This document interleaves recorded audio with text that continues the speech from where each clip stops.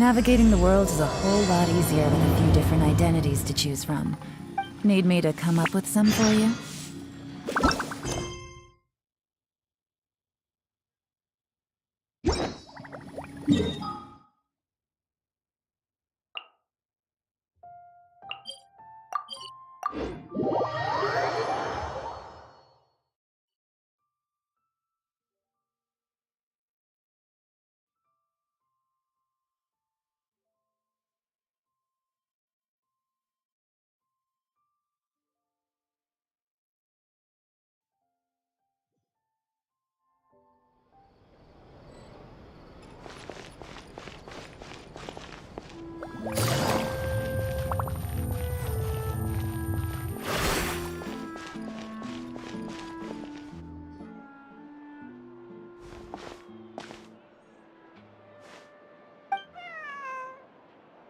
Meow.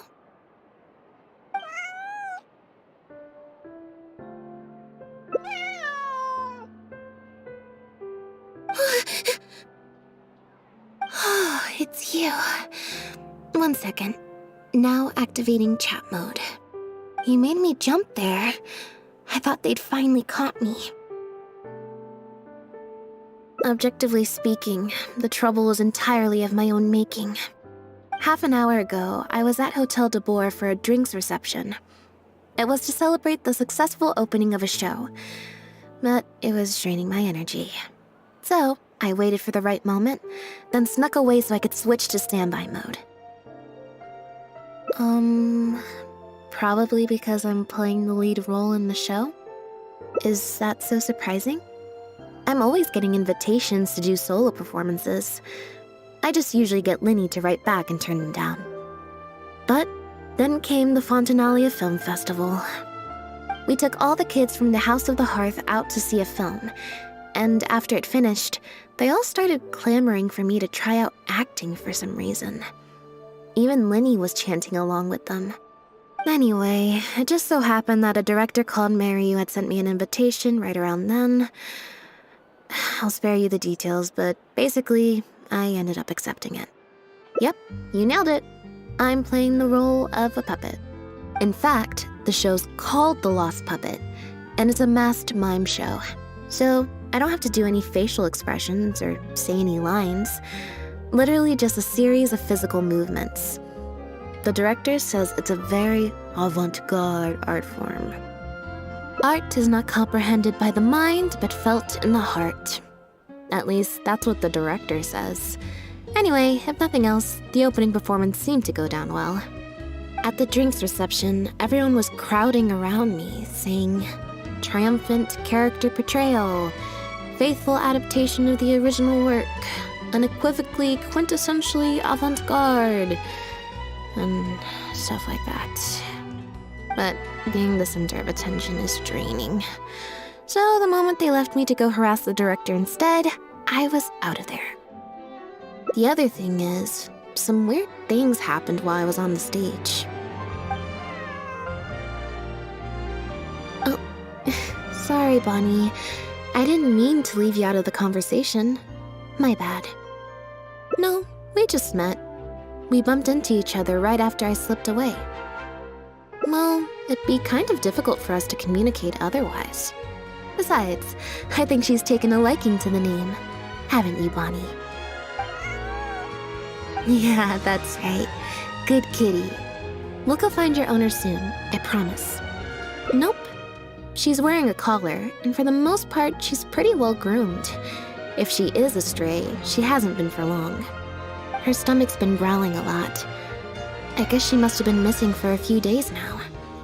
As much as I'd love to hang out with her for a while longer, her owner's probably worried sick about her. Assuming she has an owner, that is.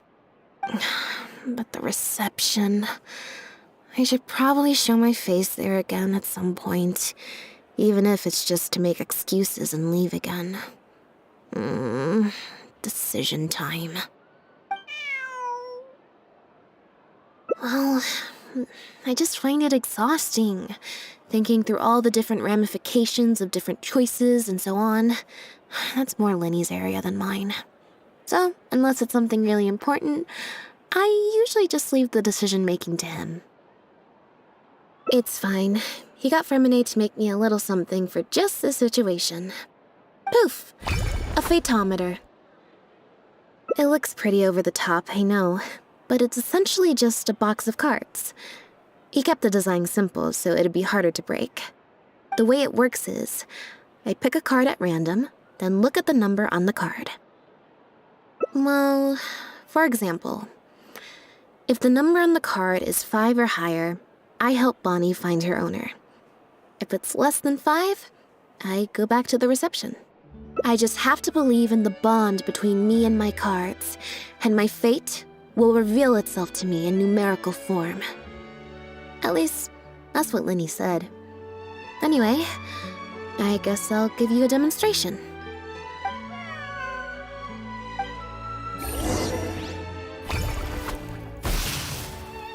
Huh, I didn't like that. Was I using it wrong? Maybe if I just...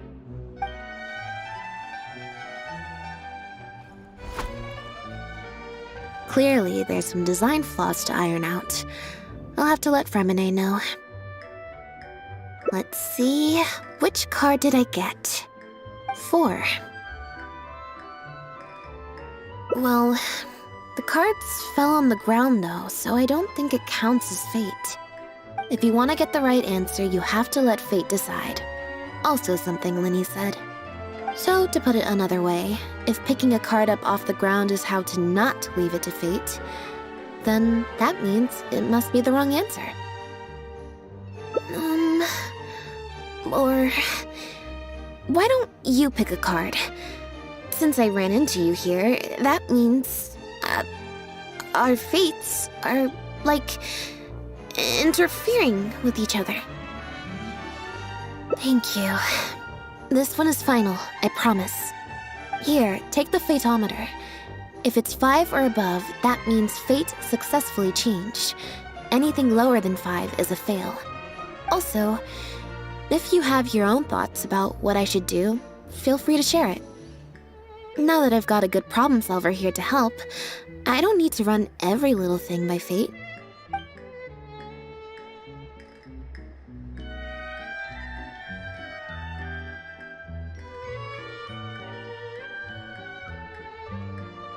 Alright, then let's see where fate will lead me.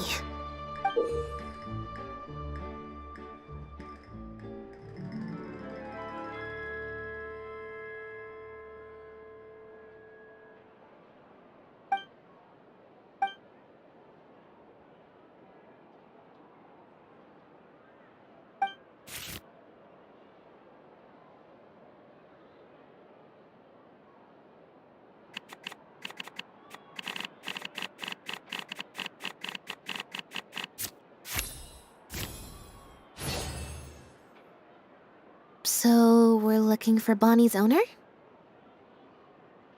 There's 20 cards in total, numbered 1 to 20. So there's only a 1 in 5 chance of drawing less than a 5. I should also mention, this time the cutoff was 5, but I just set that to wherever I feel like. To put it in perspective, I said I'd only do the show if I drew a 1. Fate can be pretty sneaky sometimes.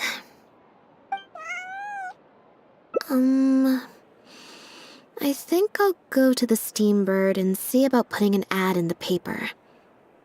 You want to come along? I think Bonnie wants you to come with.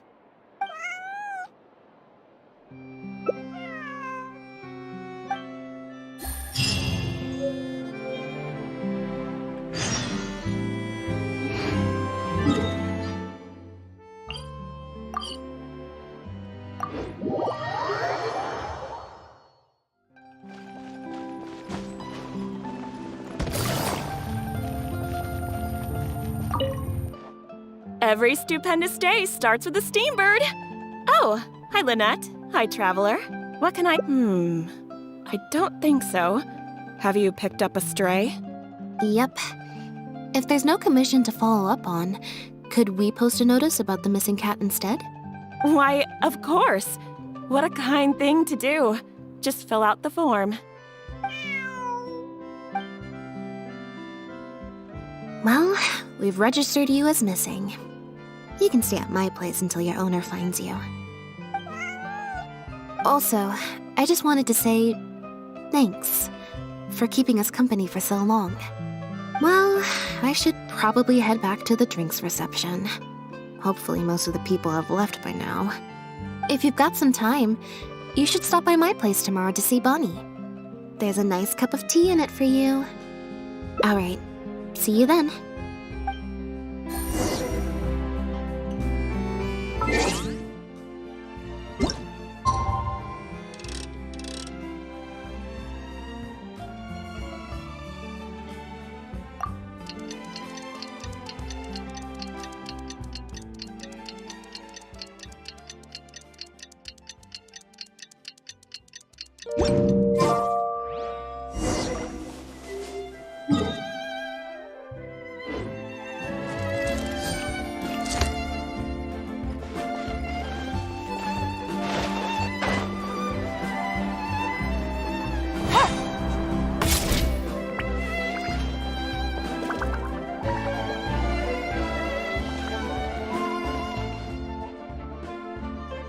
I believe this cat belongs to me. I already told you, this isn't your cat. Just take a breather, you two. Oh, you're here. As you can probably see, you'll have to take a rain check on that tea I promised you. At least for now. This is my friend's cat. He's preoccupied with some important business, so I came to retrieve her in his stead.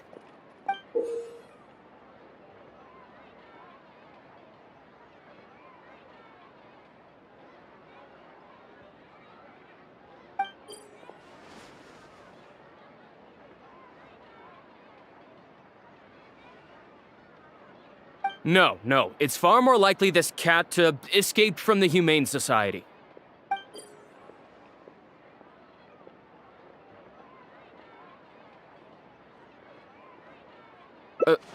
Bonnie? That's the name I've given her in the meantime.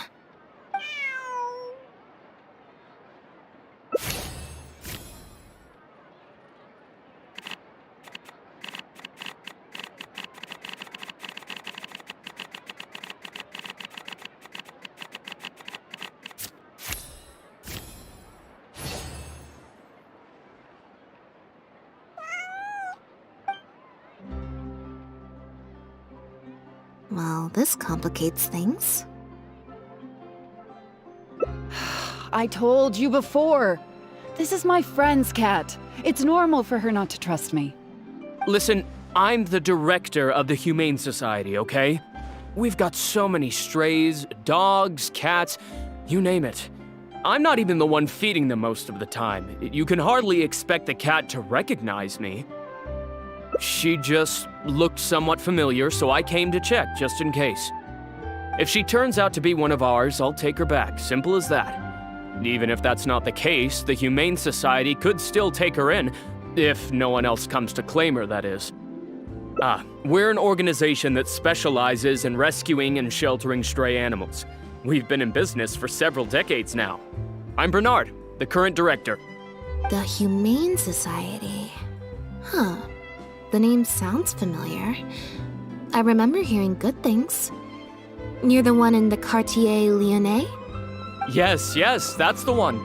Anyway, if it's not too much trouble, could I possibly take a closer look at the cat?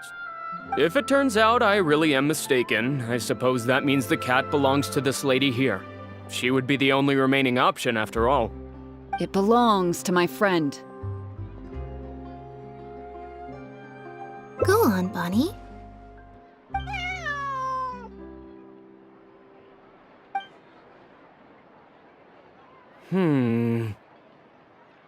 Oh, nope. Looks like I was mistaken. They do look similar, but there's an ever so slight difference in this one's fur color. Deepest apologies, friends. Well, I suppose this means I still have a missing cat to search for. Apologies again for the confusion.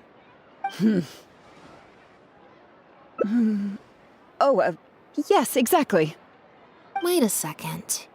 You lied earlier, didn't you? Lied? I'm afraid I don't know what you mean. A liar always has a tell. The look in their eyes, their breathing pattern, the way they hold themselves. The things that can give you away are often more numerous than you would think. What are you talking about? The way I see it, you're conflating baseless conjecture with fact. Normally, when someone is called out, their breathing speeds up as they begin to panic. But your breathing pattern hasn't changed one bit. In fact, it's been strangely calm and measured this entire time. It stands to reason, then, that your agitated behavior earlier was all an act. If you're a bad guy, I'm sure you'll take off running the first chance you get. If you're a good guy, the most likely explanation is that you're a member of the Guards, or some similar organization. And you're basing this off of? Intuition. Nothing more. Intuition. Well, I have to hand it to you, Lynette. You're right. I'm a member of the Guards. The name's Elodie. I'm currently investigating a cross-border smuggling case. This cat here, Bonnie, what's her name? Well, her owner is one of the prime suspects of our investigation. A couple of days ago, our suspect got wind that we were on his tail and fled. That's most likely how he got separated from the cat. I just so happened to stumble upon your notice in the Steambird. So, I decided to see if he'd come back for her. But it looks like I overestimated him. The impact of this case has been huge. The Marechaussee Phantom, the Guards, and the Special Patrol have all launched investigations. If there was even the slightest chance that he would show himself, I had to follow up on the lead. A new kind of illegal drug, imitation synth. We confiscated all the synth on the market, but addiction isn't something that goes away overnight. Even without substances on the market, people are still looking for a way to get their next fix. And criminals are all too eager to capitalize on that addiction. That was the impetus for imitation synth. Needless to say, a small-scale market opened up very quickly. After the original synth debacle, we put several measures into place to prevent similar incidents from occurring. The perpetrators got smart, though, and shifted their sales overseas before those measures could kick in. That's when the imitation synth smuggling began. We only recently got word of the presence of imitation synth overseas. We managed to track down evidence of some early transactions. What we were able to find out, however, hasn't proven that useful given the amount of time that has passed. The Marechaussee Phantom launched an investigation to track down every person in Fontaine capable of producing a drug like that. That's how we learned about Bonnie's owner. He's a researcher at the Fontaine Research Institute. His name is Pierre. Pierre Lefebvre, to be exact. Lefebvre.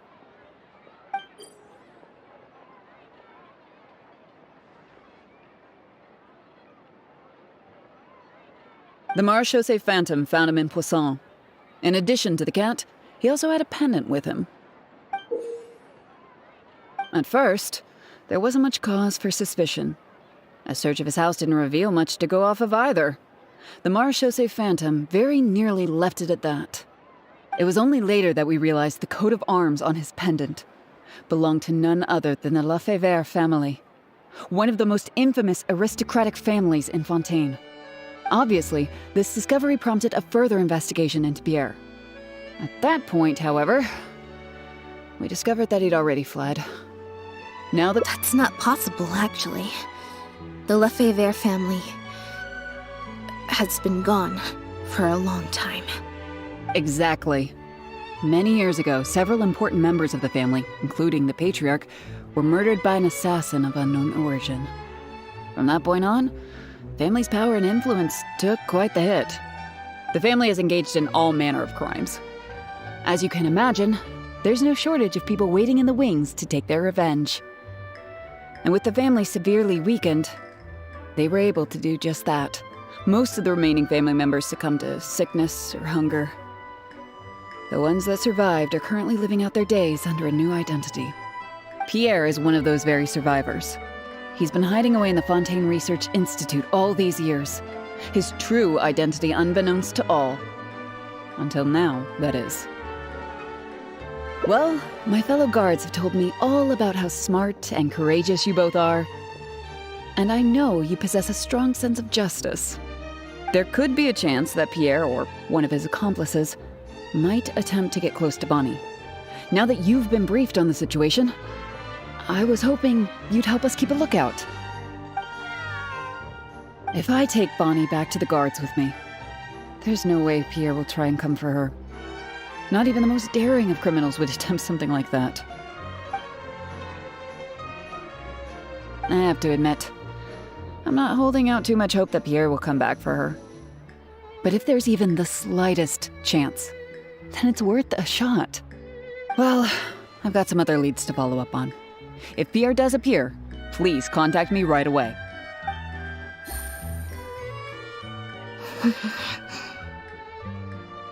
It's nothing.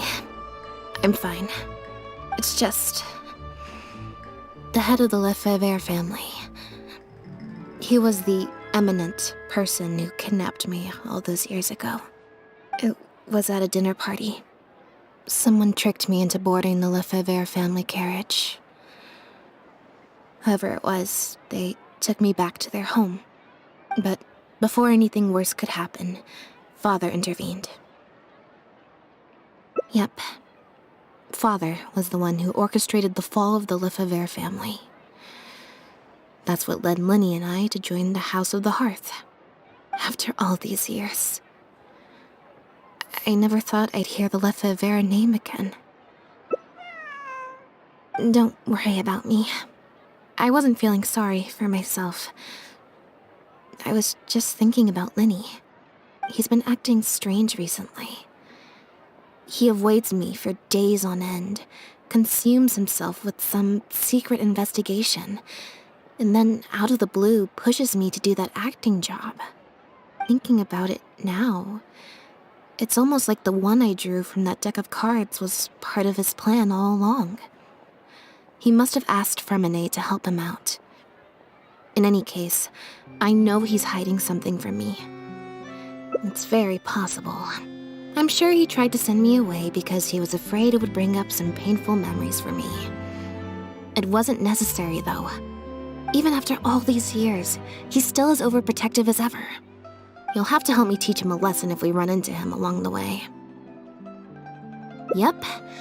I want to head to the Fontaine Research Institute to learn more information about Pierre. Just let me activate search mode and then we'll head out.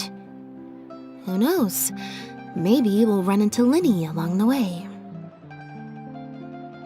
A little bit of both, perhaps. For the most part, though, I just have the sense that something's not right. Something isn't adding up about Pierre's story. I'm just not sure what. Okay, I'll write a letter explaining everything to the crew. Once that's done, we can head out.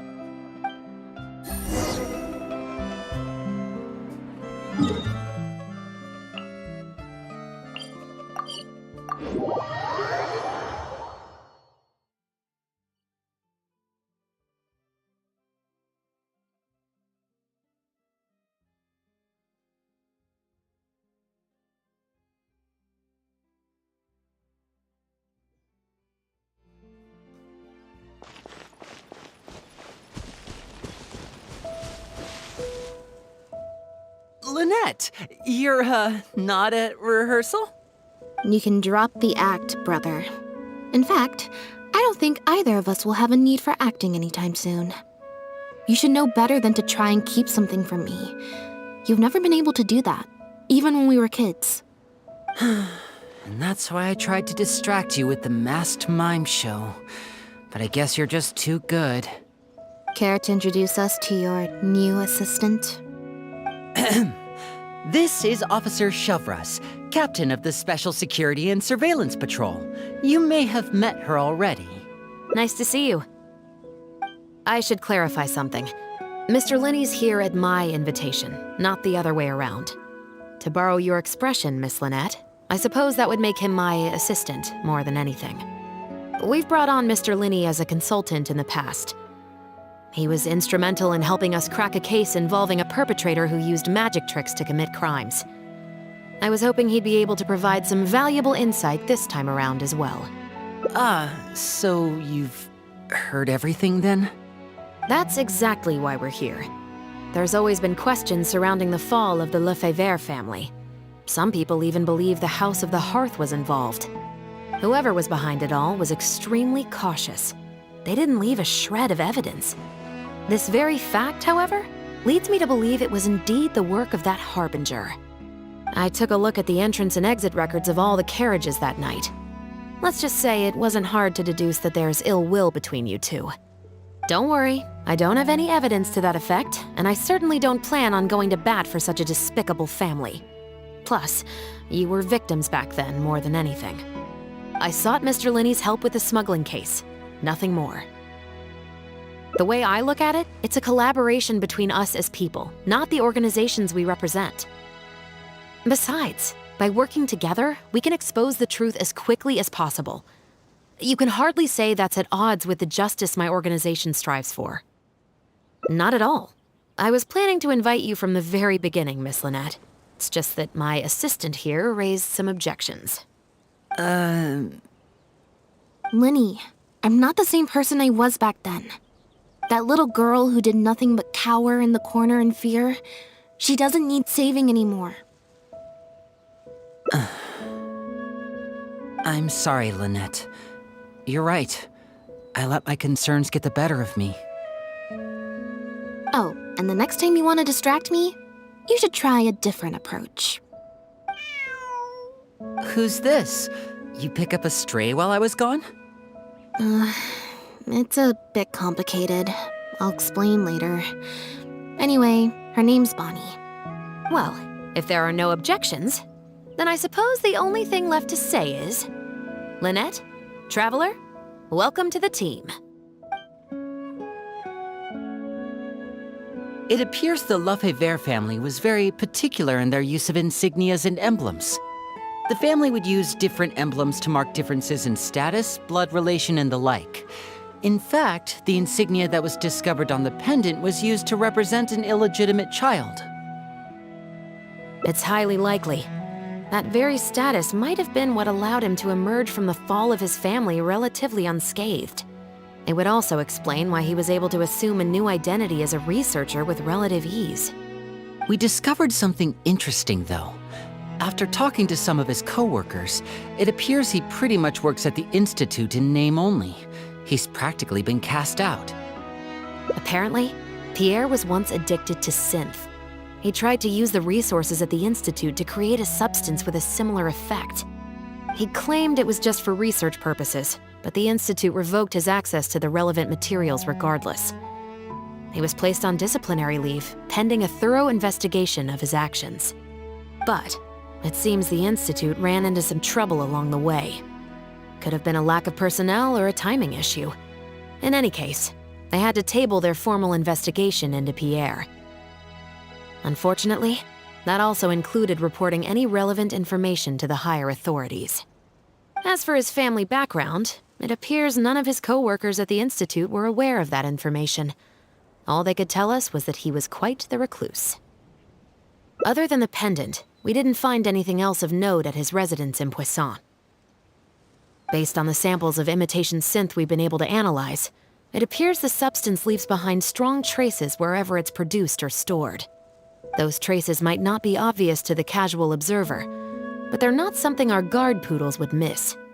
Pierre's home, though, came up completely clean. We didn't find any records indicating possible involvement in overseas transactions either. So, the Marechaussee Phantom didn't view him as a major suspect at first. Maybe he had a separate, dedicated area where he made the imitation synth. Well, his neighbors did say he was often gone for long stretches of time.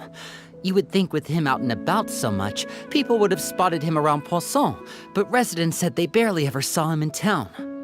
If his reclusive nature was just a matter of keeping a low profile, I guess it would make sense for him to have a secret base to carry out his business. After he disappeared, the guards conducted a thorough search of Poisson, but they didn't come across any suspicious locations. Poisson. You know Hotel de Boer, where I first found Bonnie? To get there from Poisson, you have to cross a stretch of ocean. It's not somewhere a cat could just wander off on its own. A cat? You mean... Bonnie is Pierre's cat. Oh, that's right! When the Marechaussee Phantom first tracked him down, I remember there being something about a cat in their report. So this is her? From what we've learned about Pierre's habits, he doesn't seem like the type to venture out without a purpose. So what you're saying, Lynette, is that Bonnie couldn't have gone missing in Poisson. Exactly. Bonnie might even know where it is. Wait, you think the cat can lead us there? But she's not trained like one of our guard poodles. How is she supposed to understand what we want her to do?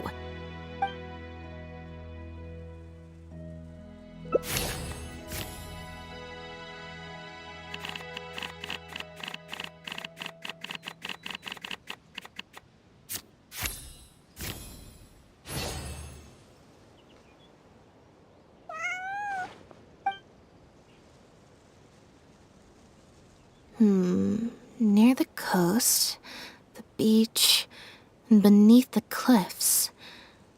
The place we're looking for is most likely north of the Court of Fontaine. Well, I've certainly never taken a witness statement like this before. Well, if it works out, maybe it's something worth getting used to. Cats and humans are actually pretty alike. When it comes to communication, most of what we want to convey can be accomplished through body language alone. But humans tend to rely too much on speech to ever take advantage of that fact.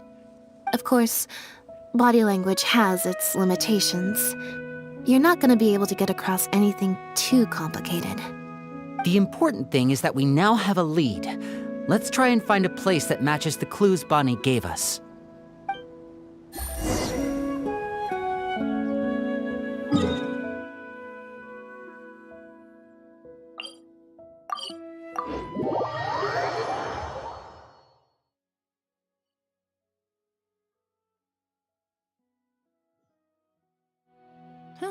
Good roll. All right, maybe I'll take one more day off, and... Seems like Bonnie is trying to take us somewhere.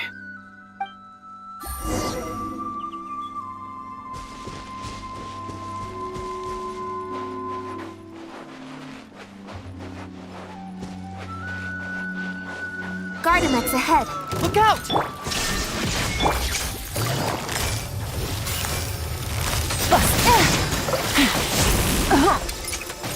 Here comes the catch. Embrace the ice! Take flight! Torn to oblivion!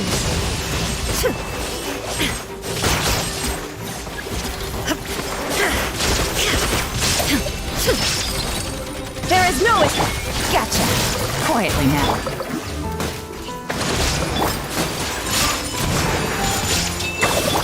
Inazuma shines eternal!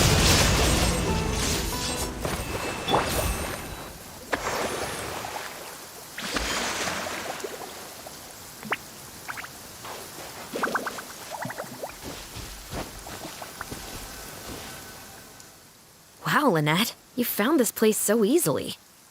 If I thought there was any chance you'd say yes, I'd recruit you into the Special Patrol here and now, no questions asked.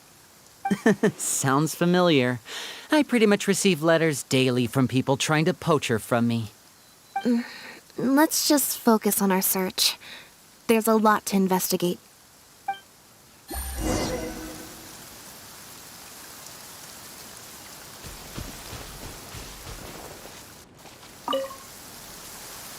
Aha!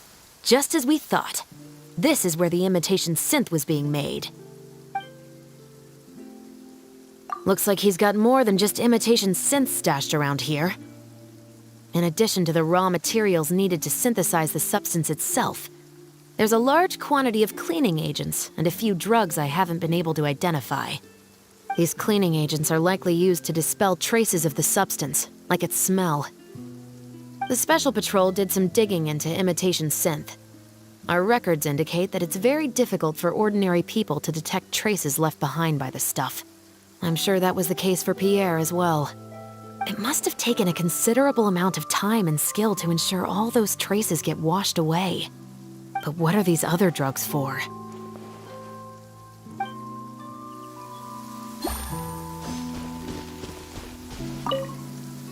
the material these bags are made of, it's quite rare.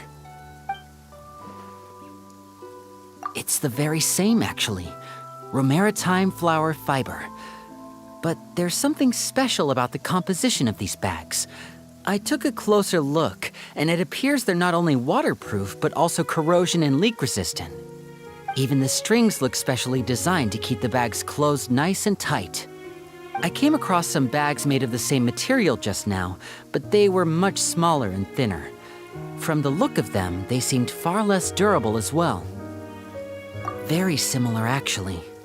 Normally, it would be easy for a guard poodle to sniff out the imitation synth, but if it was sealed away in a bag like that, it might be possible to elude detection for some time. But what could these big bags be for then?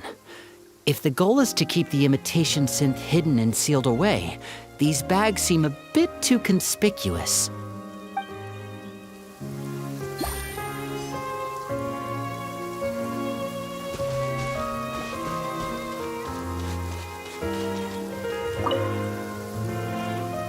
When the Marechaussee Phantom searched Pierre's house, there was no sign of these barrels, right? You're right. That doesn't seem like his way of doing things. How did he get them here then?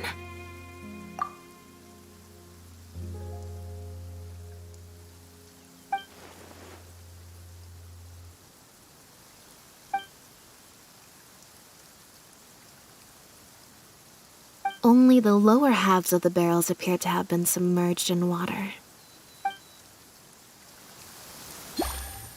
Based on the various ingredients we've found, this appears to be where Pierre was cooking up his imitation synth. It looks like he used a special cleaning agent to get rid of any residual traces of the substance on his person before he left. That's how he was able to get past the guard poodles. So then he transferred the imitation synth into small sealed bags and took it somewhere else for the drop-off. No. I don't believe our suspect is the kind of person who'd go around carrying incriminating evidence with him. That would potentially create too many eyewitnesses. The cleaning agent and the sealed bags might get past the guard poodles, but if a member of the public or even a guard on patrol happened to see him during the drop-off, a quick search would reveal everything. That's still a very risky operation. The barrels we found were wet around the base, but the top half was dry. As if they'd been standing upright in the water.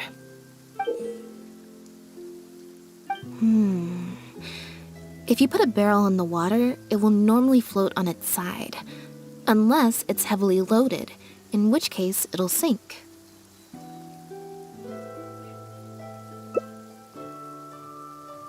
Yes. With flotation rings around the body of the barrels, they'd stay upright in the water. And then he could afford to load them more fully. You think he used floating barrels? I suppose if he acted at night, when there are very few other boats around and visibility is low, it's a valid theory. We can't rule it out. But then, wouldn't the barrels be carried off by the waves or the currents? How would the person doing the pickup know where to look? Traveler, can you come take a dip in the sea with me? I have a feeling that somewhere down there, we might find some rope.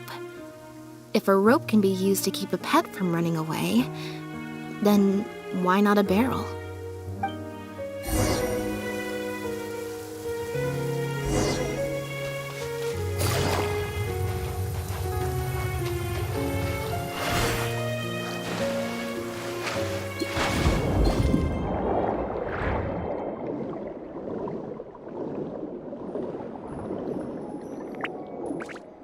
The wreckage of a small boat? This isn't the place.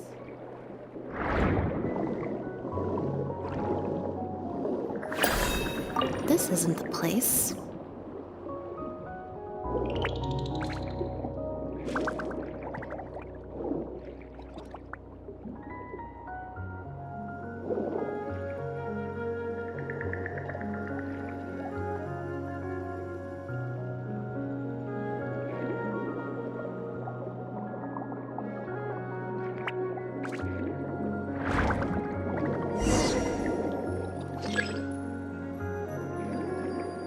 Got it. Time to go up and report.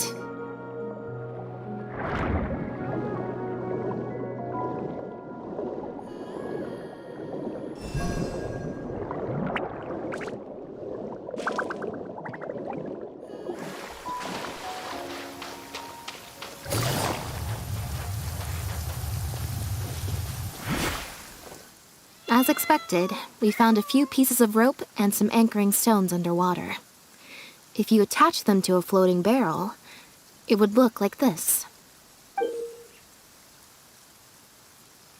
With this anchoring system, it would be possible to use floating barrels for the drop-off. You would just need to drop them in the water at the agreed-upon location. We also came across the wreckage of a small boat. It must have been left out on the water and capsized due to the force of the wind and waves. Its small size, however, would have made it perfect for staying undetected. Let's talk this through. Based on the evidence we've collected, it seems like Pierre would row a small boat out to the agreed-upon transfer point, drop off the barrels, leave, and then row back and retrieve them after the transfer was complete. It could be that he was trying to avoid meeting up with his associate face-to-face. As one of the sole survivors of the Lefebvre family, maybe he was just used to that sort of elusive lifestyle. It seems like Pierre deliberately chose the floating barrel method so that the goods could be dropped off and picked up at separate times. That way, the two parties wouldn't have to meet each other. Well, if that's the case, they must not have a very close working relationship. Let's not jump to any conclusions just yet. Assumptions can be detrimental to solving a case. It's possible they were just trying to keep a low profile. Two boats sailing to the same location at once could be too conspicuous. The most important thing is that we can now confirm Pierre wasn't acting alone. The floating barrel drop-off system is proof enough of that. Let's say for now that he was only in charge of producing the imitation synth. That would mean there has to be at least one other person involved in the operation, likely in charge of transporting the goods across the border. Since we've determined that the goods were transported by boat, maybe we can track down some travel logs or something. We can certainly check the various ports for that information. It's possible, however, that Pierre's associate also used a small boat for the transport, and docked along the shore rather than at a large port. If that's the case, it's unlikely there would be any record left behind. Absolutely. Before Pierre disappeared, we made sure to investigate all sorts of outward-bound vessels. We also had port authorities keep a lookout for anything suspicious. Unfortunately, we were never able to find out how they managed to get the imitation synth across the border.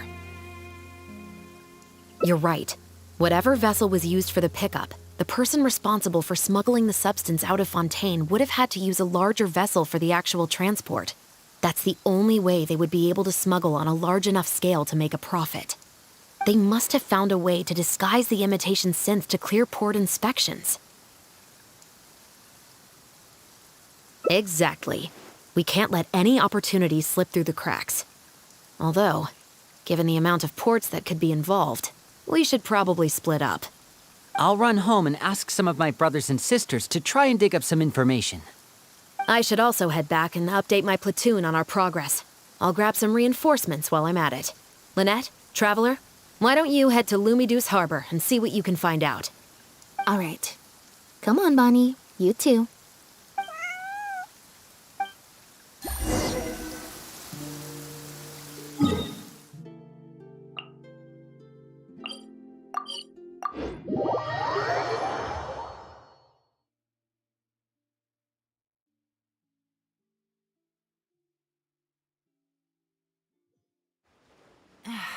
This blinding sunlight is such a pain.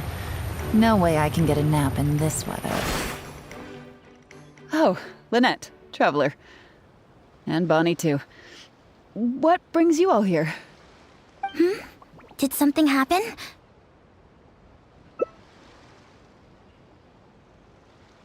Oh. I see. Thank you for everything you're doing for the people of Fontaine. I'm in charge of guarding the port. You mentioned you were after some travel logs, right? I can go fetch those for you.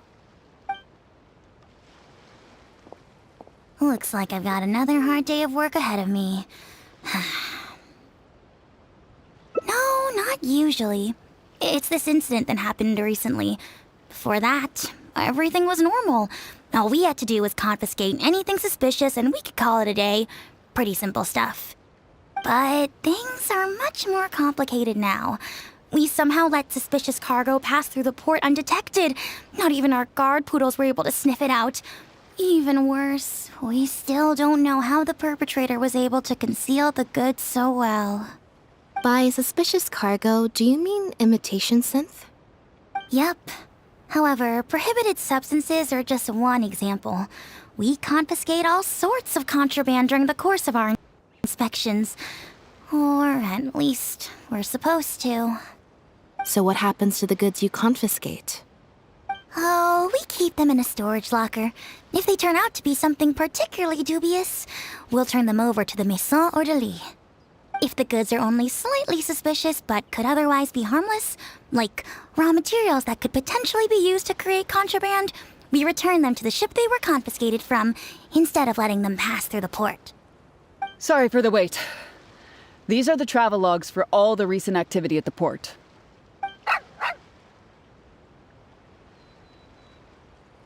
Oh, you brought Gerard with you.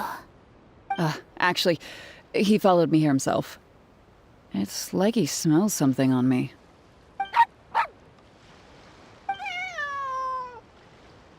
Huh. I wonder why Gerard is reacting to you two so strongly. Huh? We were so careful not to touch it, but we still ended up with traces on us. If it leaves a residue so easily, I just don't understand how the culprit was able to disguise the goods at all. Why don't you have a look at the travel logs first? All ships coming in and out of the port are recorded here, except for the ones the port authorities ride to and from work.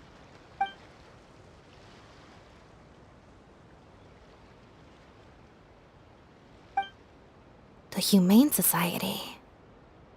Their name is all over the exit logs. The purpose for leaving is always listed as overseas adoption. Ah, the director of the organization explained that, actually. He said a lot of the cat and dog breeds unique to Fontaine are also very popular overseas. So his organization offers an overseas adoption program. Bernard, the director of the Humane Society, was the man who came looking for Bonnie earlier.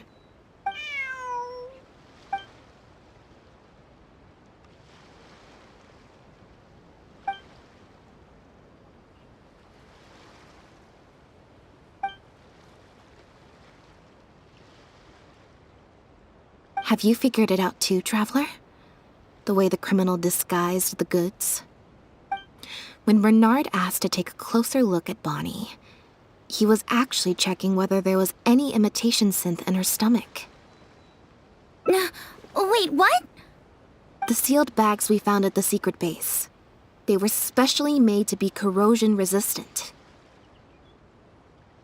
There were gaps around the lids of the barrels, and airbags were used to keep them upright in the water.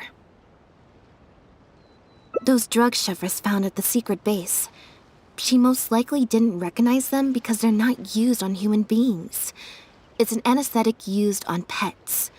The perpetrator must have given it to the animals. Pierre must have made the animals swallow the sealed bags full of imitation synth at his secret base. Then, he stuffed them into floating barrels and left the rest to Bernard. The sealed bags combined with an animal's body odor would certainly be enough to mask the scent of imitation synth. During our inspections, we would have never thought to inspect the bellies of those animals for anything suspicious. Even if we tried to feel around for something, I'm sure it would be difficult to detect. Exactly. I bet Bernard even transported animals with synth in their stomach alongside ones without. That way, it would be even harder to say with certainty that something was amiss. She's probably in the clear. Otherwise, Bernard would have never left without her. I'm guessing he didn't know whether Pierre had already hidden the next batch of imitation synth before he fled. Just imagine. He sees the notice we put in the Steambird, and it turns out that one of the very cats he gave to Pierre for the smuggling operation is out in the open, roaming the streets of Fontaine. If Pierre had already hidden the next batch of imitation synth, then Bonnie would practically be living proof of their crimes. He would have had no choice but to go after her. So, that's why he came to find you and insisted on taking a closer look at the cat. Wait a second, I'm a little lost here. I get the part about hiding the substance in the pets, but those, what did you call them again? Floating barrels? Why even put the animals in there in the first place? If you've got something as convenient as a floating barrel, why not just stuff it with the imitation synth directly? Why not wait to hide the stuff until after the exchange has been made? In order to make sure the animals could swallow the sealed bags, they made them extremely thin. Had they not done that, the animals would have likely bitten or chewed through them. That step would have required a lot of energy, as well as a certain amount of technical expertise, so it was better left to the more experienced Pierre. We've already proven how easy it is to pick up trace amounts of imitation synth, so I'm sure Bernard was taking all the precautions he could to avoid the same fate. Okay. Then, let's head to the Humane Society right away and bring that guy to justice. I'll bring a Gardamek to speed up the process.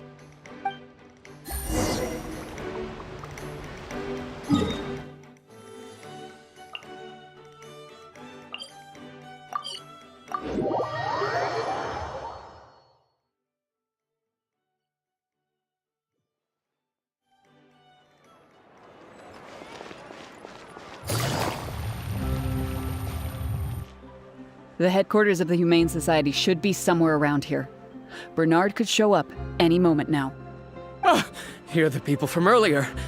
Wait, you're from the guards?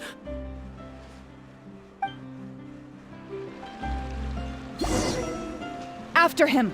We can't let him get away! Over here!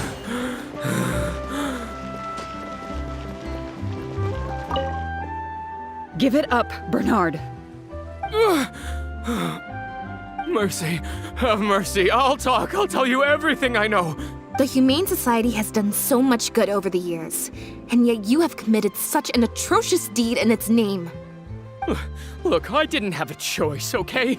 My father cared about those blasted animals so much, he didn't bother to take care of his human wife and son at all. While those animals were showered with love, I lived worse than a dog. No one asked. Tell me, how did you first get to know Pierre? Well, after I took over the Humane Society, it gradually became harder and harder to maintain its operations. Until one day, someone suddenly passed me a letter. It said that I could stand to get a large sum of money as long as I helped them to transport some animals abroad. It was only after a few such transports that I finally understood what I was really transporting. But then, Pierre wrote to me, saying that we were already partners in crime and that I better keep cooperating with him if I didn't want to be reported to the guards.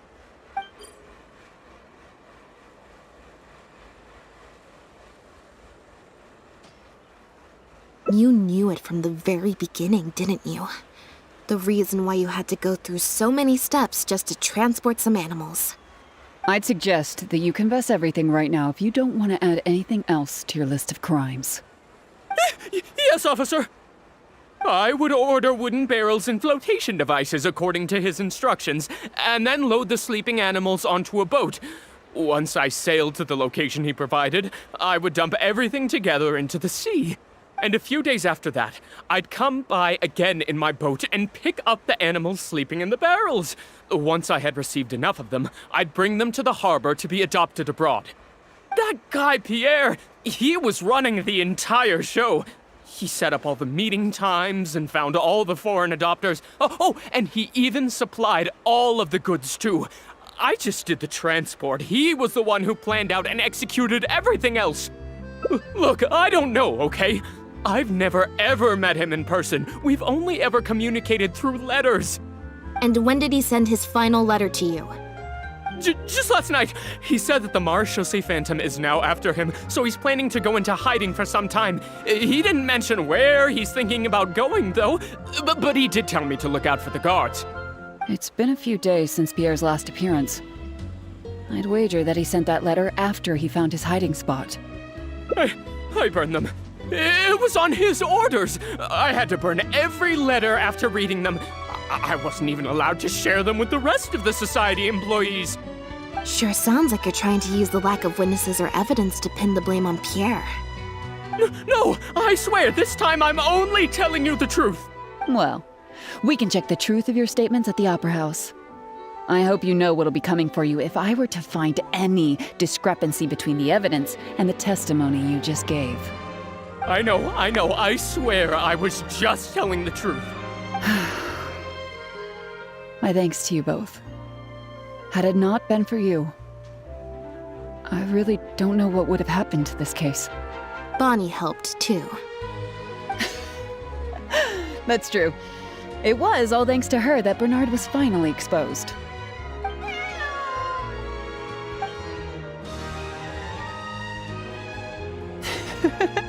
And it looks like she's grown quite fond of you two as well. Then I'll leave you be. Just let me know if you find any other new leads.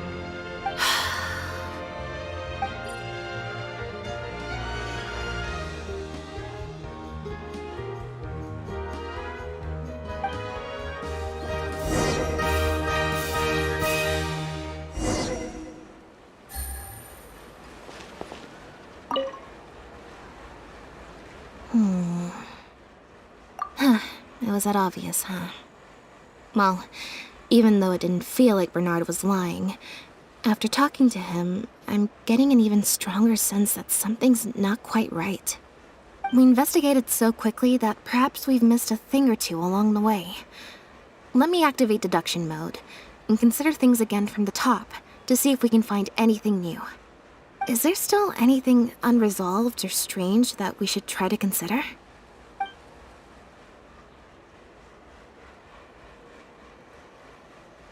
Well, we've discovered that Bernard is responsible for the trafficking, while Pierre deals with supplying the goods. Is there something else in this scheme that we're missing?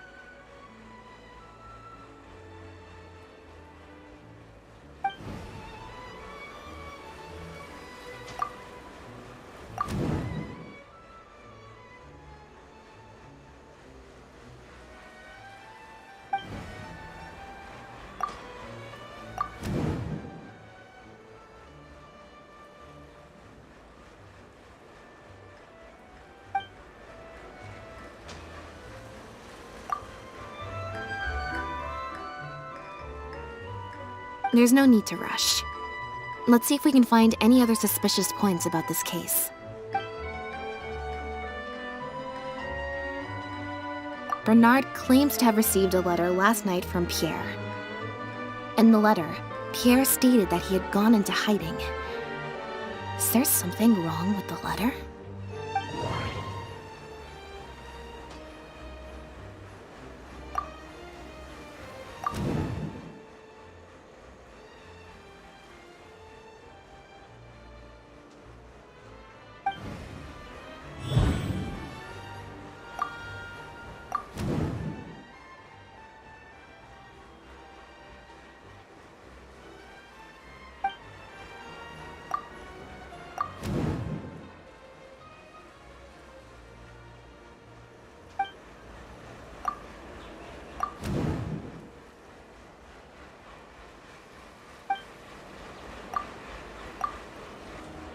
If Bonnie had imitation synth in her body, then she was a liability that had to be recovered at all costs. But if she wasn't carrying anything, then it would have made sense to tell Bernard not to worry. And thinking about it, Bernard only attracted our attention in the first place because he came to look for Bonnie. Could it be that the person who wrote the letter also knew nothing about Bonnie's whereabouts? Or they had a separate goal entirely. The Marechaussee Phantom found Bonnie and the Lefebvre pendant at Pierre's residence. That was the beginning point of our investigation.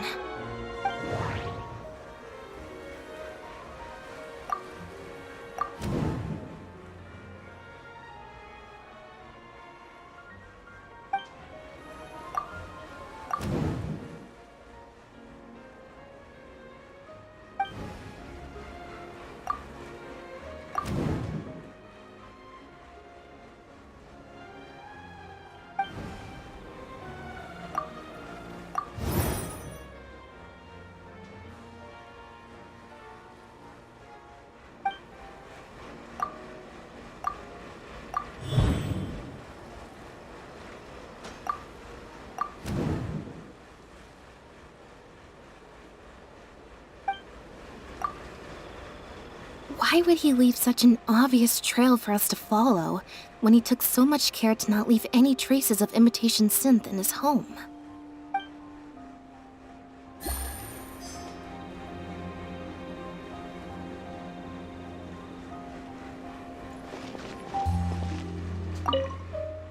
Now behave, and follow me to the interrogation room. Ow! That hurt. Ow!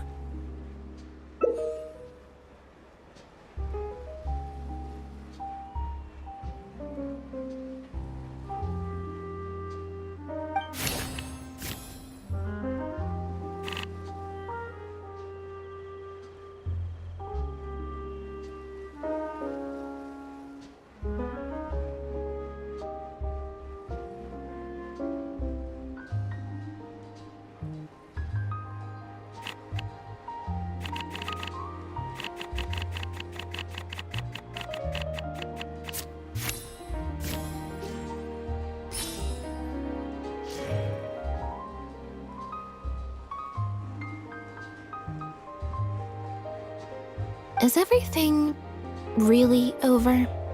I still feel like the relationship between Pierre and Bernard is not as simple as it appears. Also, I've had this strange sense that something's off the entire time we've been on the case. And it has only gotten worse. Ugh. No good. I've still got nothing, and I'm nearly out of energy. Alright, I'll stop thinking about it, for now. At the very least, we've made it so that no more animals will suffer like those poor animals did. And that's what I hope. Let's go to the Humane Society, and see if there are any animals left that might still need our help, before my energy for today completely runs out.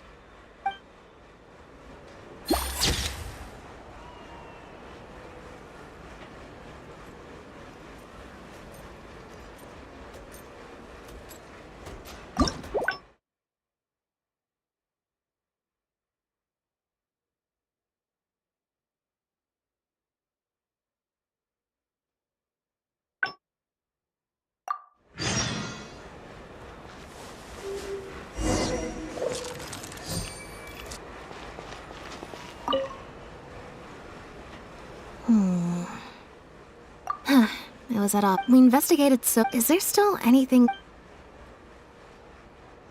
The Marechaussee...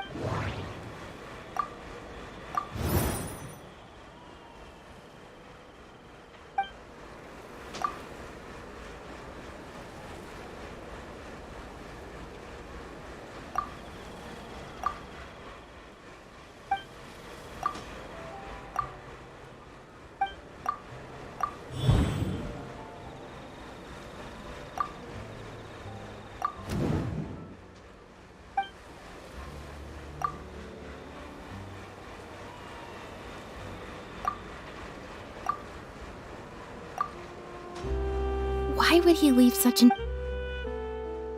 Bernard claims to have...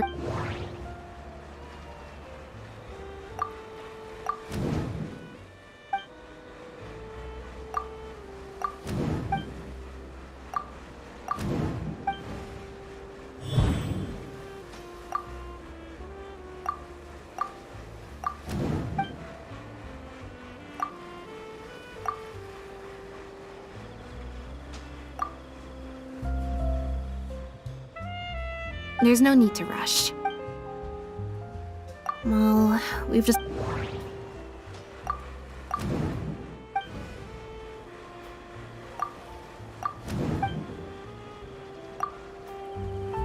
Yeah, according to Bernard, Pierre also supplied all of the goods. But if the Marechaussee Phantom's records are correct, Pierre should have lost all access to the materials required to create the imitation synth.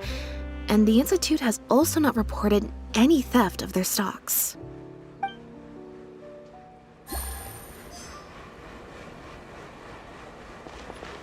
Perhaps we...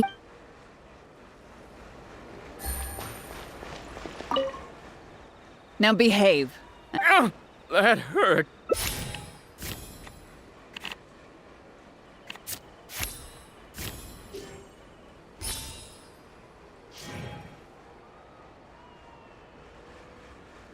Is everything I still feel like also? No good. I've still got nothing. All right. Let's go to the Humane Society before my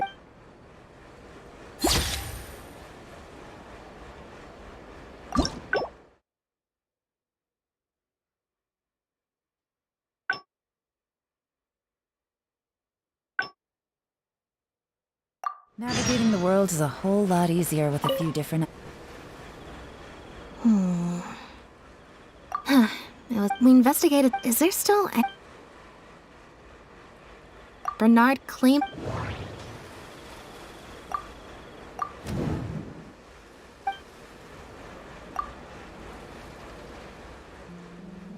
There's no need to rush. The Marechaussee...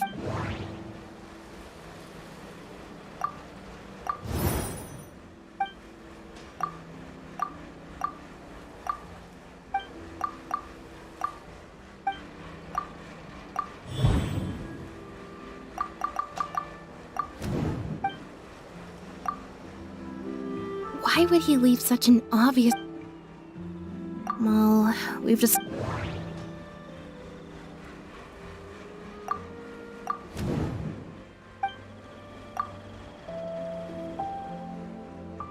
There's no need to rush.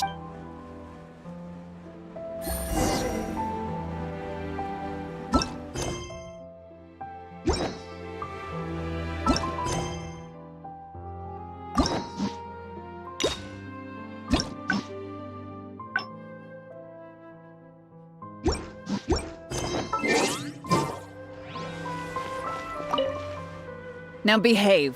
Ow! That hurt.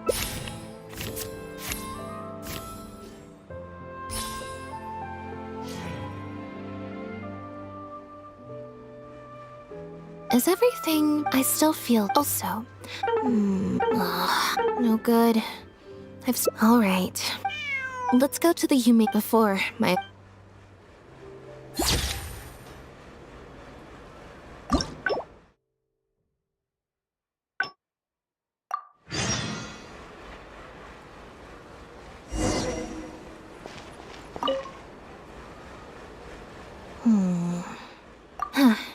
We investigated. Is there still any...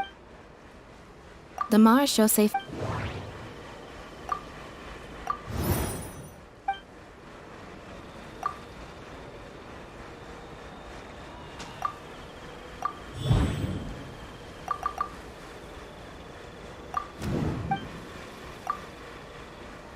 Why would he leave such... Bernard claims...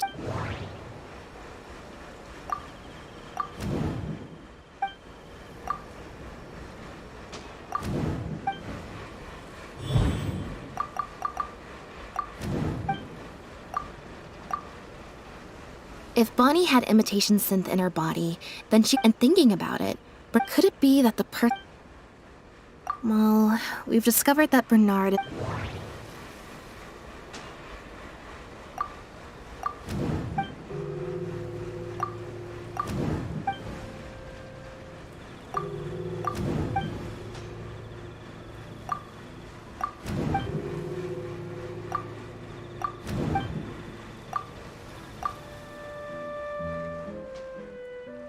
There's no need to rush.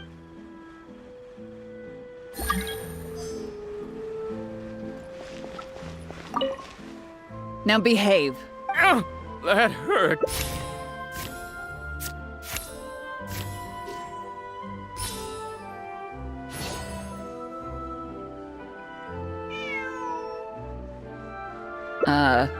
Is there something else you need from me, Traveler? Huh? I see. It all makes sense now. Hey, what are you talking about? Look, even our confessed criminal here has no idea what you're saying. Because he has been kept in the dark all along. And I assume it's the same with Pierre.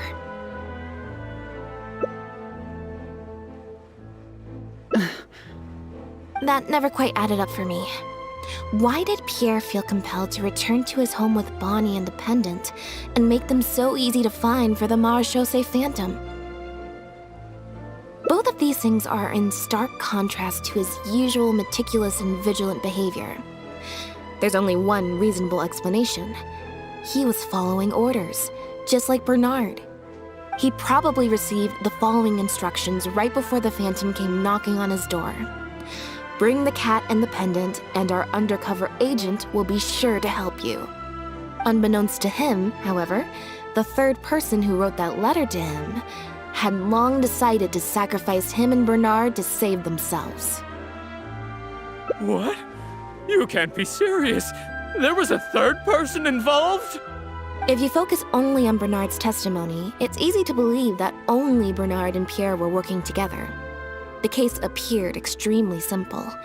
Bernard did the trafficking, Pierre the imitation synth production, drugging, and stuffing. Wait. But that doesn't make any sense. If that's the actual truth, then as soon as Pierre is caught, he'll explain his side of the story and the third person will... Yep, which is why the third person made sure that Pierre would never be found again. Once they had instructed Pierre to expose himself, the third person wrote to Pierre again, suggesting that everything had been taken care of, and he should take Bonnie and safely return to his base. Of course, Pierre's disappearance at such a sensitive time immediately made him a prime suspect. Knowing that Bonnie had last been seen with him, all the third person would have to do from that point on would be to lead the Phantom to investigate the Humane Society and get Bernard to confess the truth. Wait, so you're saying that the letter I received yesterday, the one that made me think Pierre was still alive, it was also sent by the third person? Is that what happened? I'll get back to headquarters right away and reinvestigate this case from the top. Chevra said that assumptions can be detrimental to solving a case. Someone among us, however, has been feeding us all kinds of preconceived notions ever since our first meeting. They suggested that Pierre's disappearance was an attempt to escape the judgment of the law, and that Pierre was a scion of the Lefebvre family. But if the disappearance is truly just a cover-up for a murder, then couldn't the true scion have been an illegitimate daughter, rather than an illegitimate son? Huh? Haven't you taken this joke a bit too far? You're right. I did let a lot of assumptions get to my head when I first started to talk to you about the case. I'll make sure to correct my behavior. You deliberately fed us lies, but even you could not control every last detail of your plan. There was a flaw in your scheme, and something didn't quite go as planned. Getting the Marechaussee Phantom to notice Pierre was only the first part of your plan. Had they failed to take notice of the Humane Society, they could have cast a wider net. And you couldn't predict what they might possibly find, if given enough time. This, of course, was the main weakness of your plan. As someone accustomed to acting from behind the scenes, you didn't want to take the risk of personally proposing a raid on the Humane Society. So, you thought about pulling a few more strings, so all the suspicion would point towards Bernard and his society.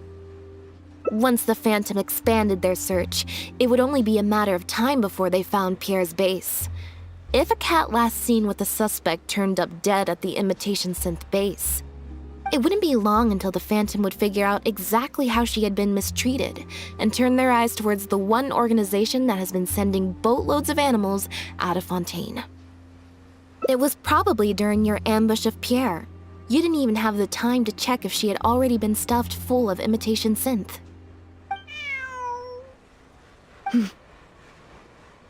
Still, you soon found another opportunity. Before long, Bonnie had made her way back into the city, and even popped up on the Steambird. Like Bernard, you desperately wanted to confirm the contents of her stomach, so you hurried to find us. Unlike Bernard, however, you were hoping that Pierre did have the time to make her swallow a load of imitation synth. While investigating the suspect's cat, we unexpectedly discovered that the suspect has been smuggling imitation synth using living animals as intermediaries. That was your plan, in any case. With that, you'd have been able to lead the investigation towards the Humane Society. Bonnie had managed to escape before Pierre was able to stuff her full of imitation synth. That part of your plan could no longer be carried out. But as shrewd as you were, you came up with another plan right away. You manipulated the Traveler and I to help you identify Bernard as a key suspect. You used the Lefebvre name as bait to get us to join your investigation. With 2 extra bodies around, the Special Patrol is sure to soon take note of the strange event of Bernard somehow having a reason to look for Pierre's cat. So, what you're saying is, I went to all that trouble just for the chance that you might put forth the suggestion that would lead you down the wrong path. Of course, you did far more than that. Just now at Lumidu's Harbor, were you not the person who highlighted the suspicious activities of the Society? Oh, You even highlighted the Society's activities during your compilation of the logs, so they'd be immediately visible to anyone examining the records. Moreover, the logs contained no records of the Port Authority's activities. In other words, your activities. and what are you trying to suggest with that? I am insinuating that you had plenty of opportunities to transfer the raw materials for imitation synth from the harbor to a boat, and then sail over to the meeting place full of floating barrels. And that's how neither the trafficker nor the manufacturer knew there was a third person who supplied the raw materials and surreptitiously operated between them. Pierre manufactured imitation synth using the raw materials you provided, stuffed the animals, and placed the animals back into the barrels. Having received the green light from you as Pierre, Bernard then retrieved his animals and shipped them out of Fontaine once he had received enough for a full batch. This is the truth behind your smuggling ring. I can't believe it. I never put 2 and 2 together. You've sure got an extremely lively imagination. So what do you think she's going to say next? But do you have any evidence? It appears that it's quite easy to predict what you'll think or say. Then if we apply that to this case, we can also think of a few places to look for incriminating evidence. You know very well that this case will not end until Pierre is found, so you will have him commit suicide out of fear and shame to end the investigation for good. That way, you can also pin the blame for the overseas smuggling activities, the theft of the harbor's confiscated raw materials, and even the Lefebvre name on him. After all, dead men tell no tales. But you still want it to appear as if he had sent that last letter to Bernard, so you have to make sure he cannot be found until after Bernard has confessed to the authorities. To do that, you either will hide his body until you've found an appropriate time to set up a fake suicide scene, or you'll dump it someplace where it'll be hard to determine the exact time of death. Submerged in water, for instance. The location would ideally allow you to keep the body hidden for some time while also letting you keep an eye on it.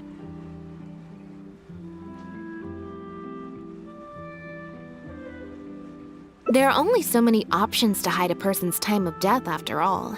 As long as the Phantom investigates each of the possibilities in turn, they'll surely find Pierre's remains. Especially since, As the prime suspect who will now be taken into custody, you will no longer have the time to move him or set up a fake suicide scene to cover up the murder. How absurd. And on what grounds will you order my arrest? Don't think for a second that your spouts of nonsense will amount to any kind of real argument. After all, I'm... Elodie Lefebvre! As the captain of the Special Security and Surveillance Patrol, I hereby declare you as a suspect in the case. If you have any objections, you may raise them later during interrogation. That's right. We received a message from Lumiduce Harbor that you were going to investigate the Humane Society. We didn't expect to run into you at such a critical moment. While at the harbor, we noticed something else extremely interesting. Apparently, you often used all kinds of excuses to swap your shifts. And if one were to match the times of your shifts to the activities of the Humane Society and those of certain foreign ships, they'd find them to be an exact match. That's just a coincidence. Yes, I'm sure you have already thought of a dozen different ways to explain away the suspicious activities, but as far as evidence goes, that should be enough to warrant taking you into custody. Don't worry. If it turns out that the guards are still unable to find any evidence after all this, Lynette and I will do everything in our power to clear your name. Although judging by her reaction, I assume no follow-up from us will be needed. The Lefebvres were infamous for using disguise and infiltration to achieve their goals. Who would have thought that they would have planted someone within the guards? Judging from the timeline, they likely arranged for you to enter the guards before the fall of the clan. But they probably didn't expect you to turn it to your advantage and use your job to save yourself during the purge. Not only that, but you actively participated in the interrogation, arrest, and judgment of the Lefebvres during their fall, thus clearing yourself of suspicion. You brutally and cruelly abandoned your allies as soon as they outlived their usefulness, just like a lizard cutting off its own tail in order to live. You've been doing this for years. So you played me like a fool after all? Ah!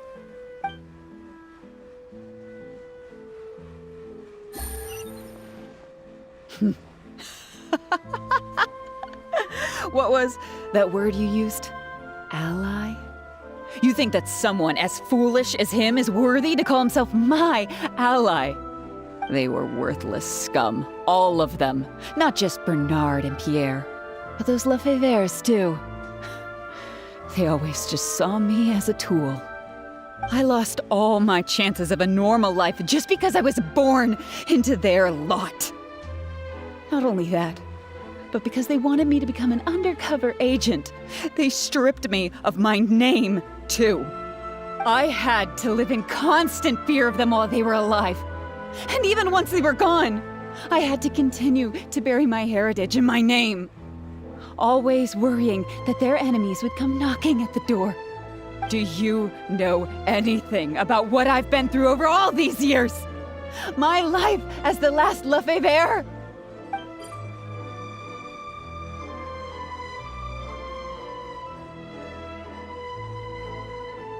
I don't, and neither do I care. Are you for real? Aren't you a Lefebvre victim too? Elodie, you're the only one still living under the shadow of a name. That's enough. Keep your hands where I can see them and do not resist arrest. If you have more to say, save it for the interrogation room. What a joke. What a joke! Hey! Don't come any closer! What's that? Know what this is? I've secretly planted loads of explosives in the Humane Society. Just one step closer and... whether they're cats, dogs, or just unlucky human employees, they'll all be blown up into smithereens. Surely you bunch of goody two-shoes won't let that happen, right?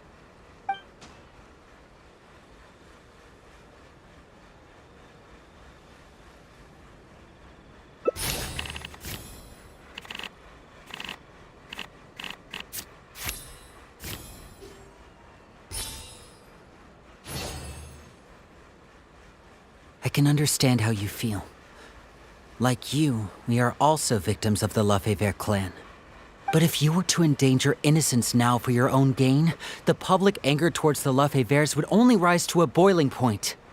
And the families of the new victims would be dead set on exacting revenge on you.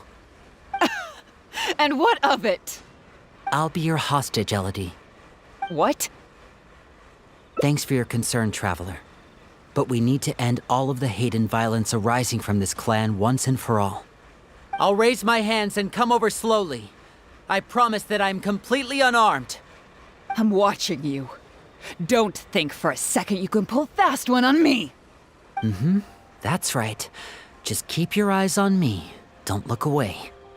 Ah!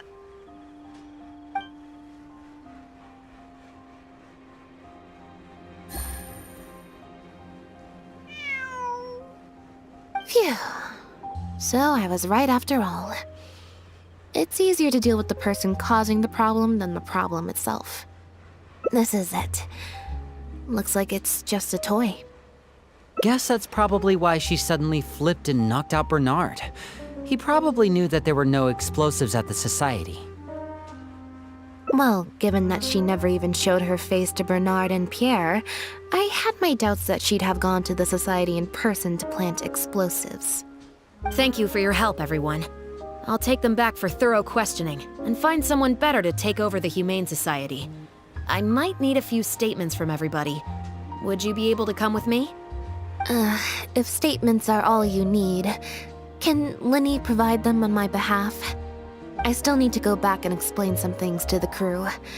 I also had an appointment with the Traveler before we got interrupted.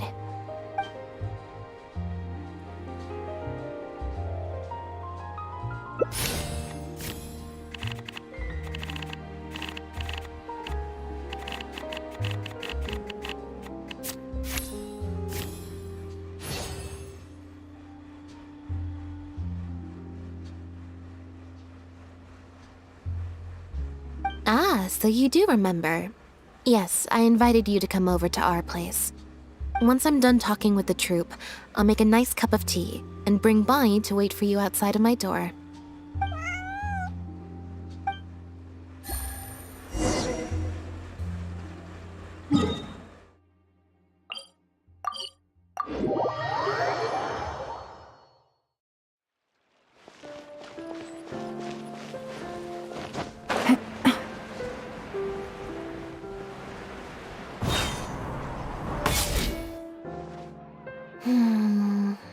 Black tea and a cute kitty. Truly the best combo for standby mode. Want some?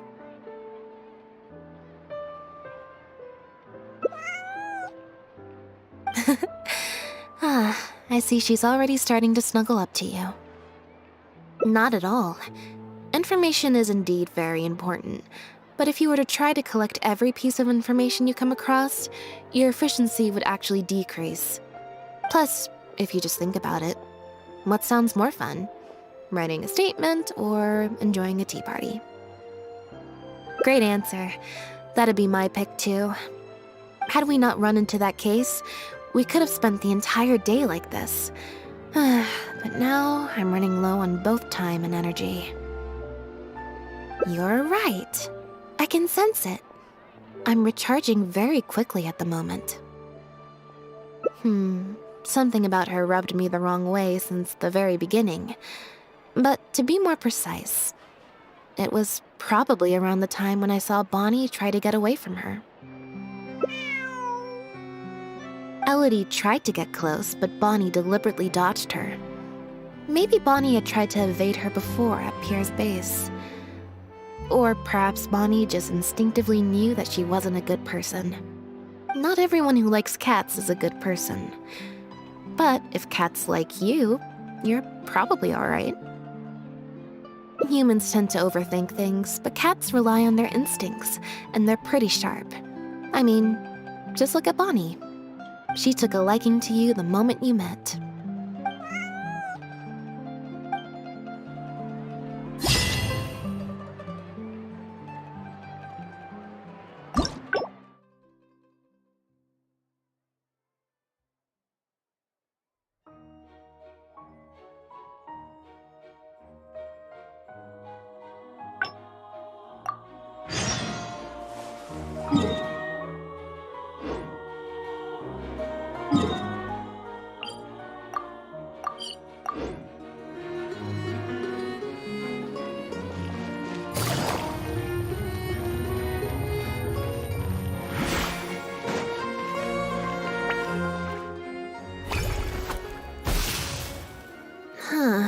I didn't like that.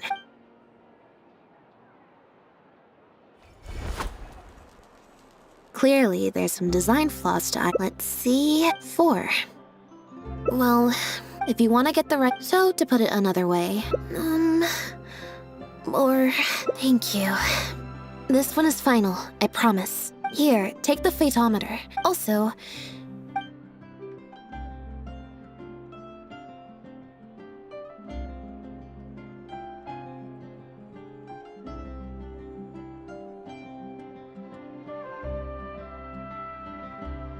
So, we're looking for Bonnie's owner?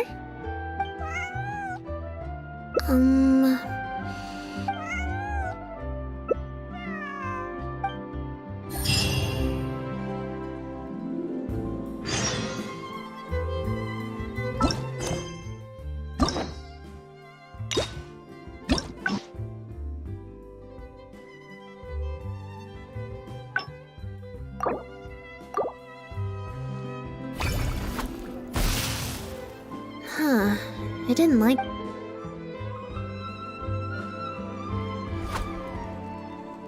Clearly, there's some design flaw. Let's see. 4. Well, if you want to get the right... So, to put it another way... Or... Thank you. Here, take the... Also... Huh? What you're saying is... Since nobody's come looking, I can just keep hanging out with Bonnie for a bit longer? Is that really okay?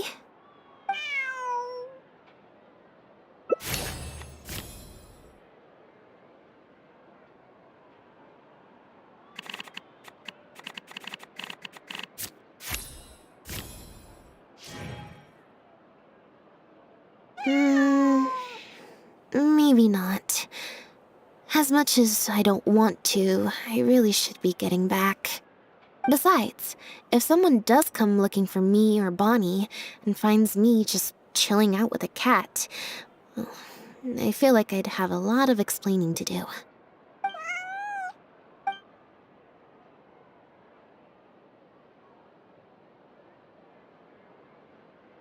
Alright.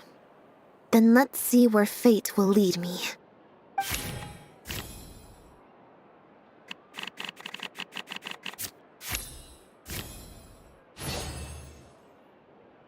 So, we're looking for Bonnie's owner?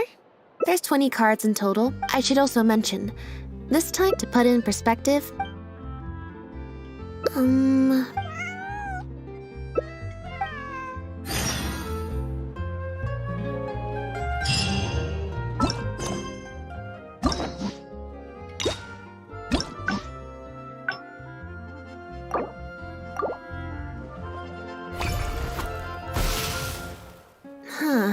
I didn't like...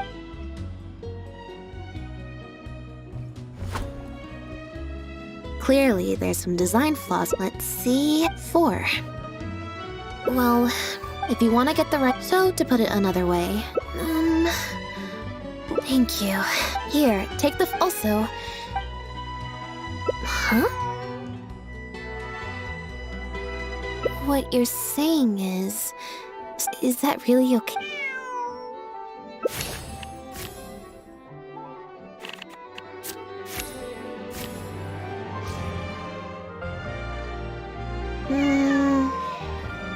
Besides, if someone...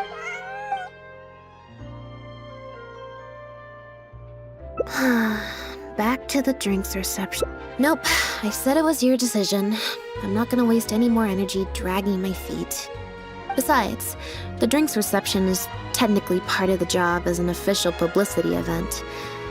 So, if I bail on it, I might get sued for breach of contract, and that would be a huge pain in the butt. One other thing. Do you want to come with me? If you're free, I mean. Thanks.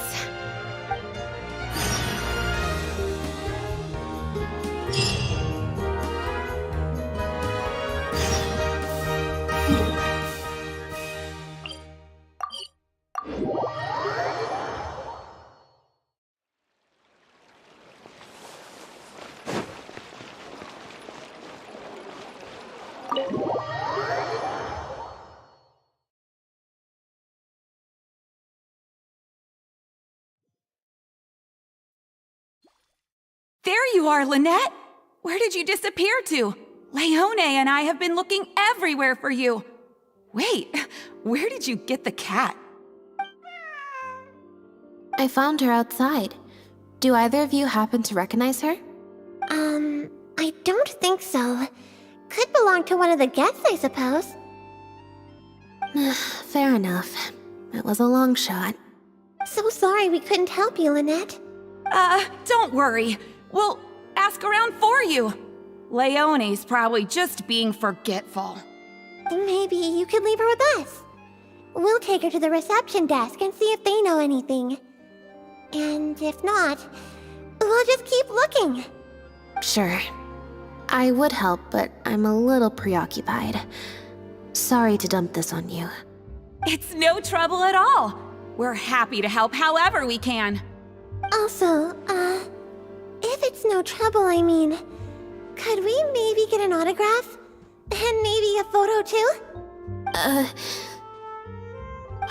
Leone! You can't spring that on her now. Not while she's working. At least wait until the event's finished. One last thing, Lynette. Director Mary is looking for you. We'll take the cat to the front desk now. See you later. I'm not usually required at these kinds of events, so I don't even have an event mode. Alright, guess I'd better go see the director. Spectacular choreography, a masterpiece of mise-en-scène, and the performance, oh my, groundbreaking, dripping with, je ne sais quoi. My congratulations on another magnificent show, sir. Yes, I, for one, was particularly captivated by the clearly allegorical narrative undertones. The Lost Puppet shines a spotlight on the impact of technological advances in our modern society, particularly as they relate to changing modes of emotional expression and the challenge of mutual intelligibility. Such a pioneering work, so far ahead of its time, a tour de force of avant-garde theater. I can already see the headlines of tomorrow's newspapers. They will certainly be singing your praise, Director Mariu.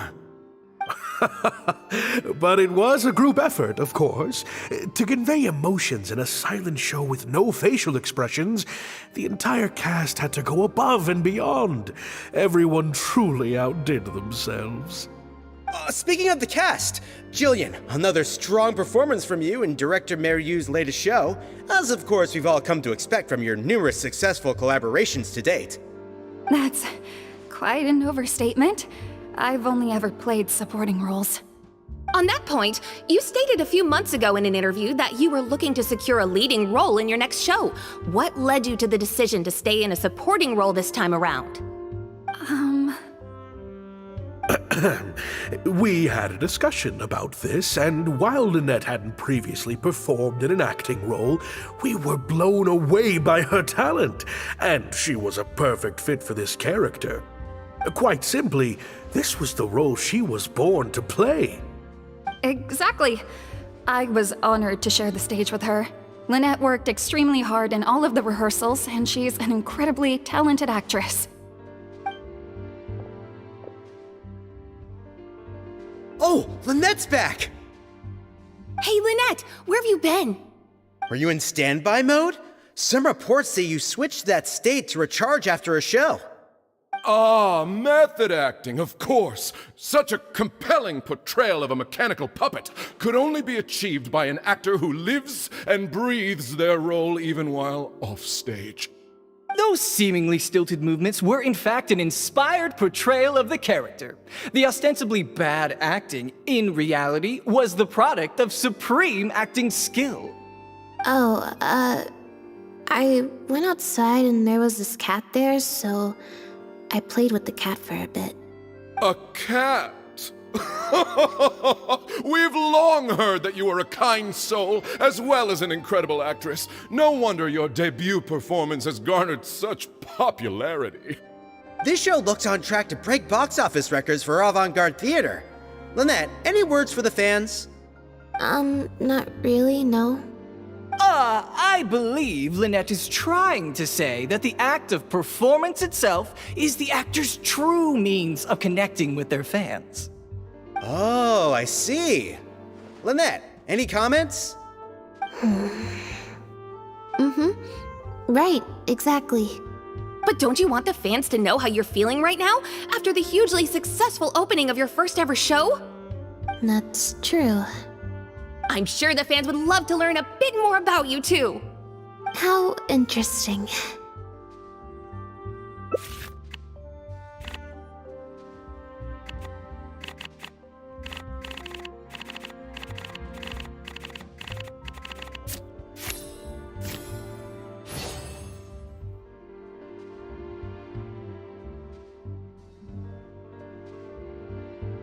Oh, really? I'm so sorry. How rude of me. Huh? Wait, you're the traveler who's been in the news! Did you come to see the show? Wow, are you a fan of Lynette too? Do you have any comments on her first performance?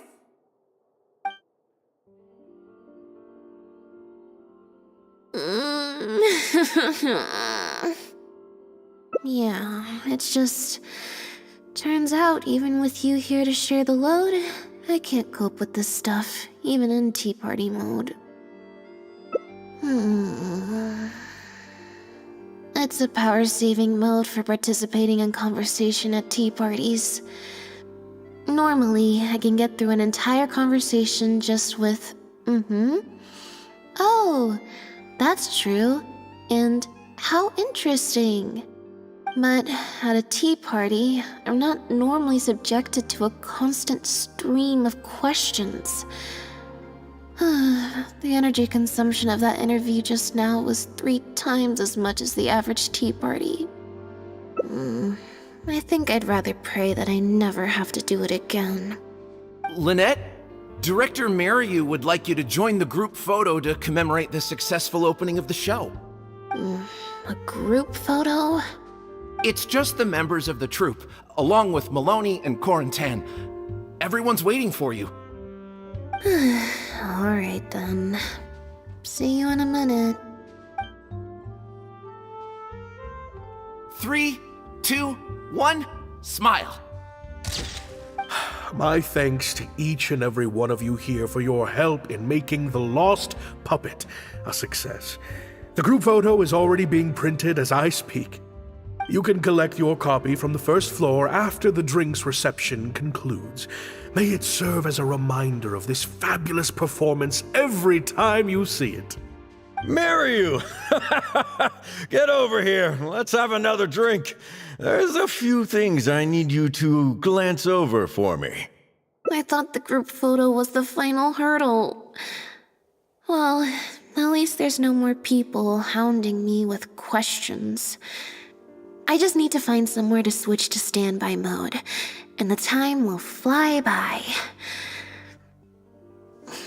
I hope.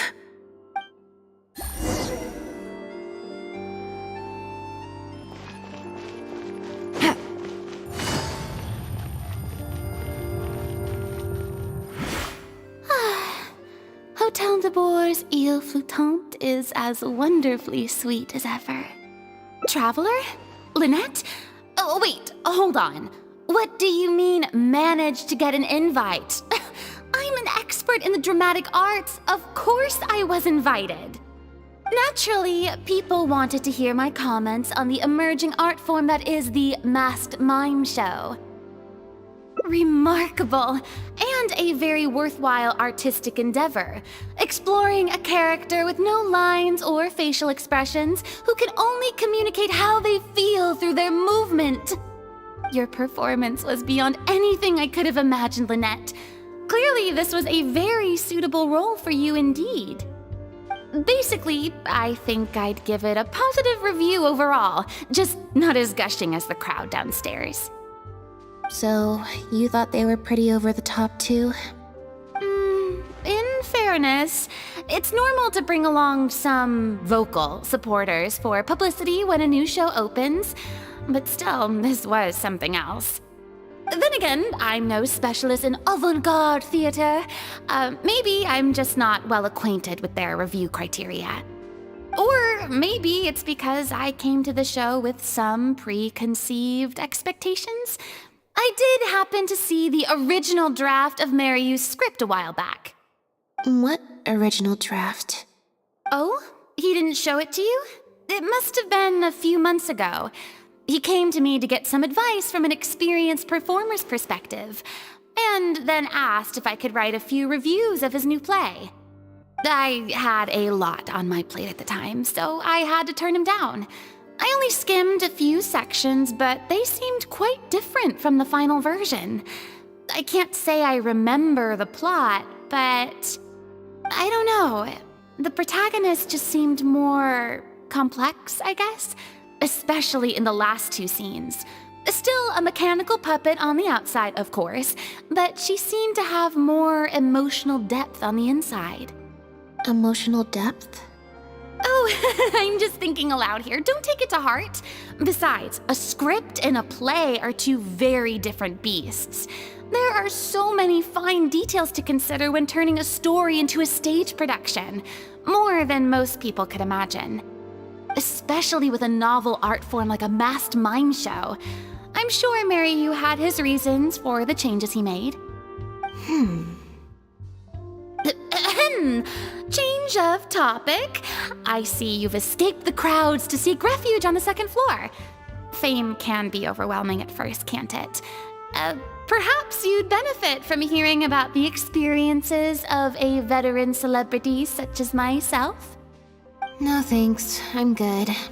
Pretty sure this will be my first and last time in this situation. Hey, at least let me finish. I have top tips on dealing with belligerent reporters, slipping away to hunt down snacks during the intermission. Tell me everything. First, take a seat, mon ami. We must partake of Hotel de Boer's fine desserts as we talk, lest they go to waste. That was very educational. I expect most of the people downstairs have left by now. Time to grab my copy of the group photo and get home.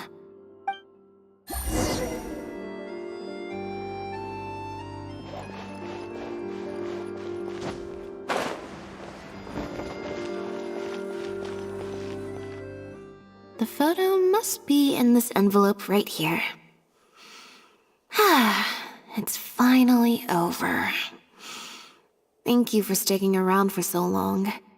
If it wasn't for you, I don't know how I would have standby moded my way through the last few hours.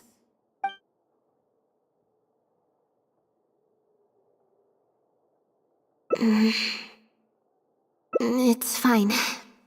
It's just... It was such a minor thing.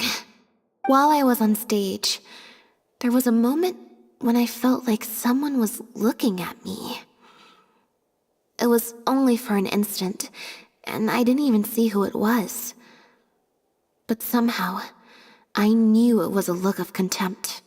I got a vague sense of it again during the reception, like someone was giving me an evil stare. But I couldn't figure out who it was.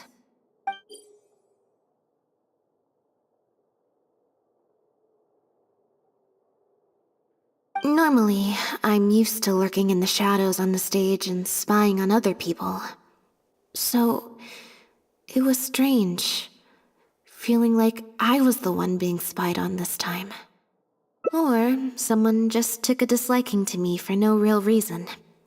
Sometimes you can like one person and dislike another for equally pointless reasons. Anyway, it was just a momentary stink eye, that's all. Nothing for you to worry about. Okay, problem solved.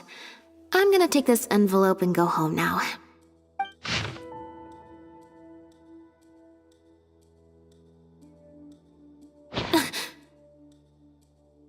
You have destroyed this work of art. Step down from the leading role at once. based on the tone, I'd say threat letter is right.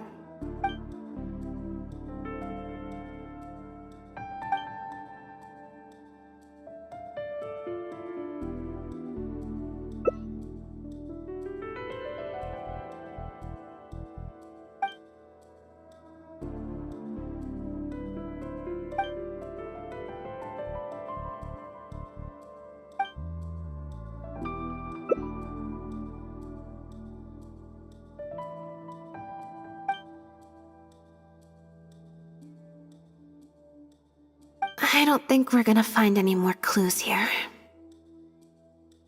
Yes, let's. Whatever destroyed means, it could have something to do with the original script that Farina mentioned. Also, I'm gonna have to ask you to stick around a while longer.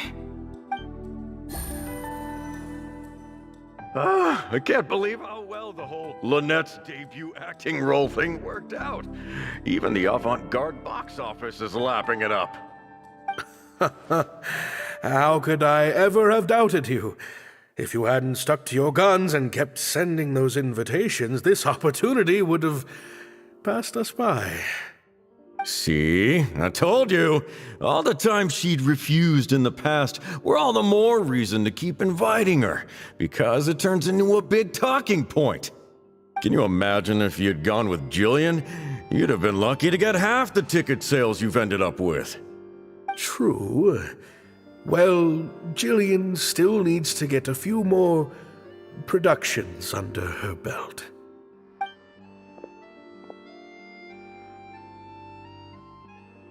Do you have a moment, Director Mario? If it isn't the star of the show! We were just talking about you. Oh, and is that the legendary traveler with you? I'm guessing you're here to discuss the show with the director? Oh, you're a talented and hardworking actress, Lynette. It's no wonder you're getting such rave reviews. I'll leave you artists to discuss your work in peace. Mariu, make sure you give your star performer and her friend your full attention. I certainly will. Lynette carries the fortunes of our entire troupe on her shoulders. Mr. Maloney. An investor or something, I think. I've never asked him. So, what can I do for the two of you? I'm afraid I'll have to dash soon as I'm meeting some friends from the newspaper. Otherwise, I'd love to stay longer. We heard that the original script for The Lost Puppet was quite different from the final show. I'm kind of curious to know what the protagonist was like in that version. Oh, well, this is a surprise. I didn't think you'd be interested in that sort of thing. It's not uncommon for scripts to undergo major changes as they're being brought to the stage. But I'm afraid there's not much to tell you in this case. The protagonist has stayed the same from the beginning to end. A mechanical puppet with a bumbling body but a sensitive soul. A stranger in time who doesn't belong. There's no doubt about it. You are the protagonist, and the protagonist is you. The success of one is the success of the other, and that's what made this show an artistic triumph. Sorry, you've lost me. Can you put it in plain words? All right then.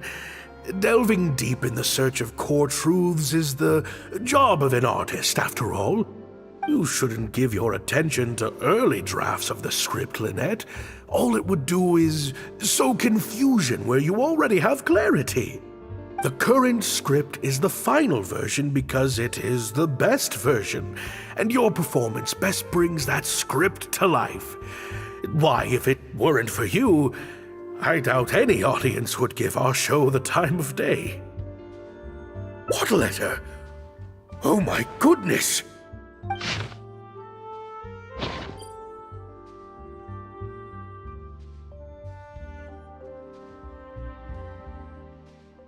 Destroyed this work of art? Really? Well, Director Mario, any idea who might have written it? No. Who on earth would write such nonsense? Absolutely not. Without Lynette, this show would be over. Everyone's hard work would go to waste.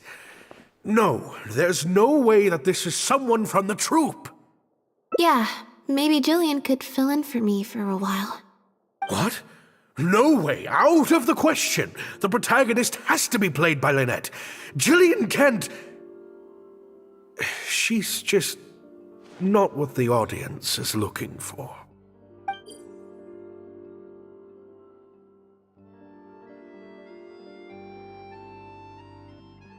Ah, I've got it. It's a competitor. Yes, this letter must be from a competitor of ours who's trying to get under Lynette's skin. You can't lie low. That's just what they want you to do. The moment you step back from performing, they'll put their rumor mill into overdrive and drag us through the mud. They're just waiting for their chance to kick us while we're down. A competitor? Really? Definitely. Those lowlifes. Slander and libel are all their specialties. They drown out the truth with a flood of misinformation, and they stop at nothing once they get riled up. Oh, there's so many of them out there. Fame always seems to attract haters, no matter what you do to try and keep everyone happy. But don't worry, I will get to the bottom of this. Stay strong, Lynette, and keep up the good work on stage. I have to go and meet my friends from the newspapers now, but rest assured, I'll be discussing countermeasures with them. So, a competitor, huh? I kinda doubt it. We've dealt with those types before. Usually their goal is to steal our venue for their own show, or to cover up a scandal by planting a story to divert public attention. But at the moment, I don't think anyone's got a reason to do any of that stuff. Let alone pull a stunt like this. A threat letter is quite extreme. Besides, when I felt that evil stare, I'm pretty sure it was coming from somewhere backstage.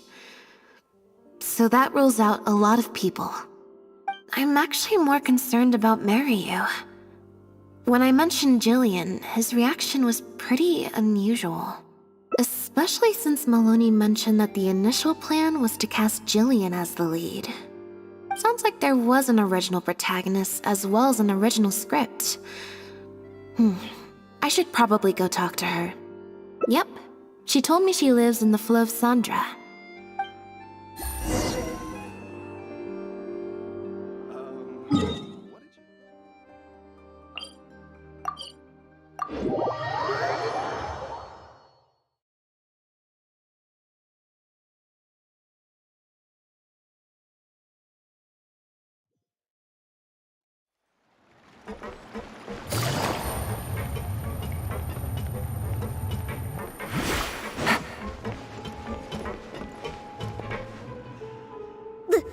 Lynette? What are you doing? You're not welcome here. I've been to the Fleuve Sandra plenty of times before. This is the first I'm hearing about me not being welcome. Things are different around here. You might be used to a crowd of bootlicking morons fawning over you wherever you go, but not down here. We know what you are. Bootlicking morons? I don't know. I've never met this kid before. Gina, stop that! Go home now! Jillian! No buts. How many times do I have to tell you? That had nothing to do with Lynette. If you don't leave right now, I swear I'll never invite you to one of my shows ever again! Jillian! Just because Lady Farina speaks highly of you, it doesn't mean you're all that! I'm so sorry. Gina's always been a strong-willed child. That's why I never let her visit me at work. It's okay. I have younger siblings too, so I get it. She's in her rebellious phase, huh? If you let angsty kids get you riled up, they'll drain all your energy. So don't worry, I won't let it get to me. Well, this situation's a little different in this case, but still, thank you. So, what brings you to the Fleuve Sandra? We heard about it from Maloney. He said you were originally supposed to play the lead. Maloney, huh? Of course he couldn't keep his mouth shut. I'm sorry. I never mentioned it because Director Mariu was very clear that I mustn't let any of it affect you. What's this?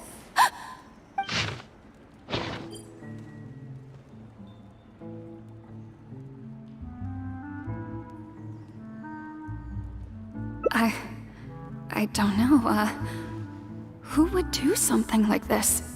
Don't be scared, Jillian. Just tell us what you know. Okay, I'll try. It's true. I was originally cast as the lead in The Lost Puppet. I've worked with director Mariu many times before, but only in minor roles. The audiences and critics never had much to say about me. Nothing terrible, but nothing amazing either. A few months ago, Mariu started working on a new show, so I plucked up the courage to ask him if I could take the leading role. He was hesitant, but he agreed to let me try for the part. We did a few rehearsals, everything seemed to be going okay, but then... There's been a change of plan, Jillian. The leading role will now be played by Lynette. Lynette? But she always turns these things down, doesn't she? And that's why we cannot afford to waste this opportunity. Jillian, I understand how you must be feeling. But Maloney and myself have to do what's best for the production as a whole. Next time, the lead will be yours. I was incredibly disappointed at first, but I also know full well that I don't have Lynette's star power. Without Lynette, how could we ever convince people to pay money to go and see a masked mime show? And if the show was a flop with me in the leading role, how would I answer to the director and the rest of the cast? Then, I got to meet you on stage and found that you're really down to earth, in a way that not many celebrities are. You were kind to everyone, and your performance wasn't bad.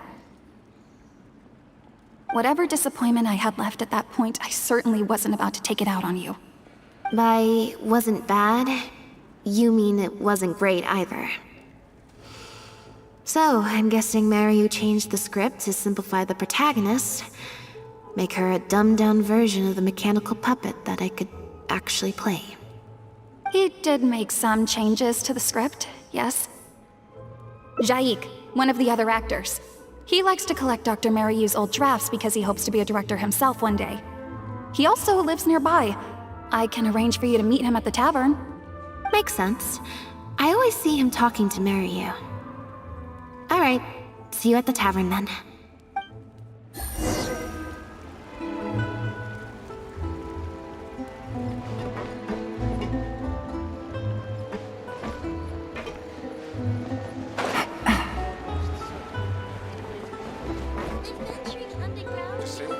I guess I'm finally on the right path.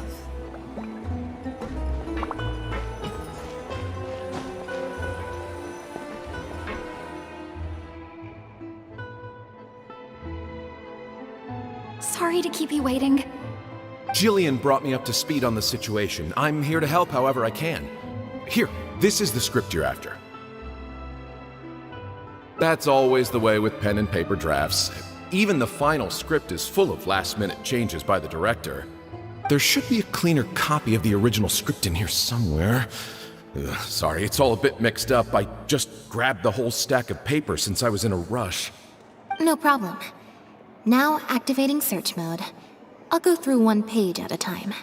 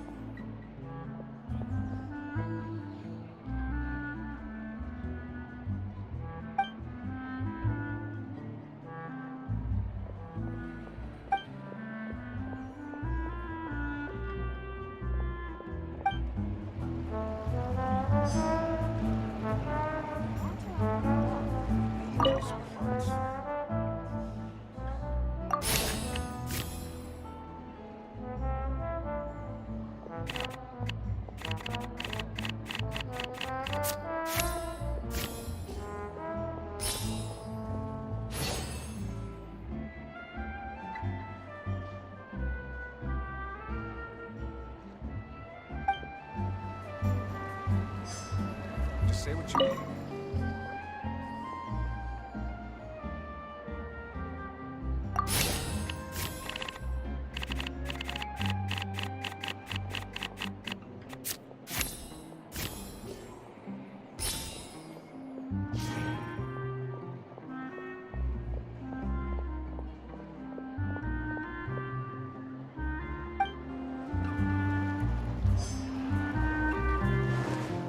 Adventuring underground is way more fun. Finally on the right path.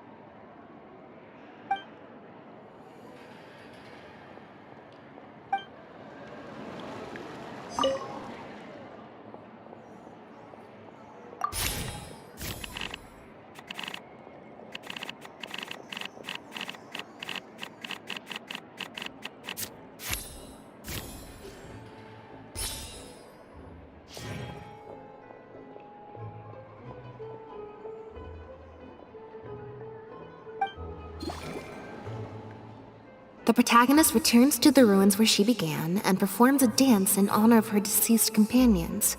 She dances until her joints have rusted stiff and mechanical parts are falling from her body. Yep, that's not something a novice could hope to pull off after just a few months of rehearsals.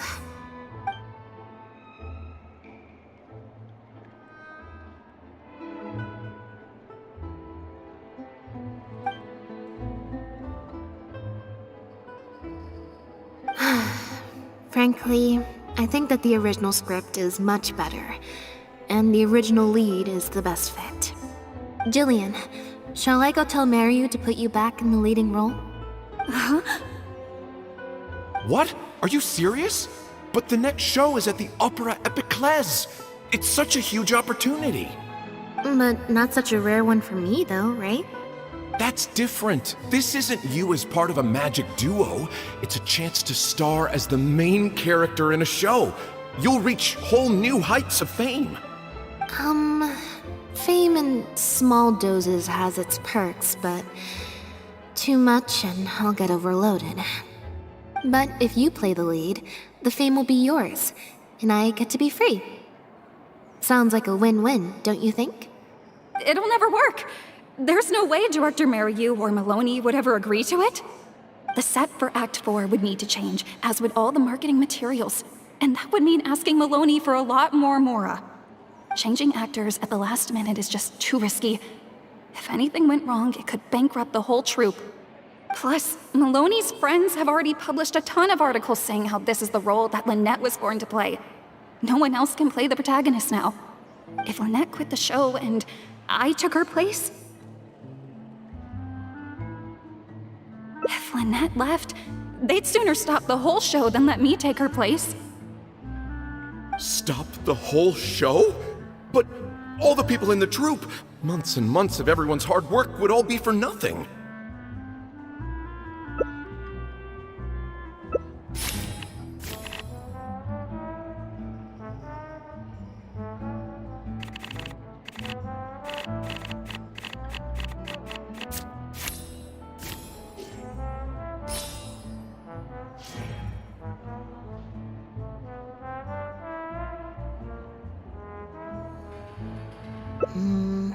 Consent, huh? Then, how about we don't ask him?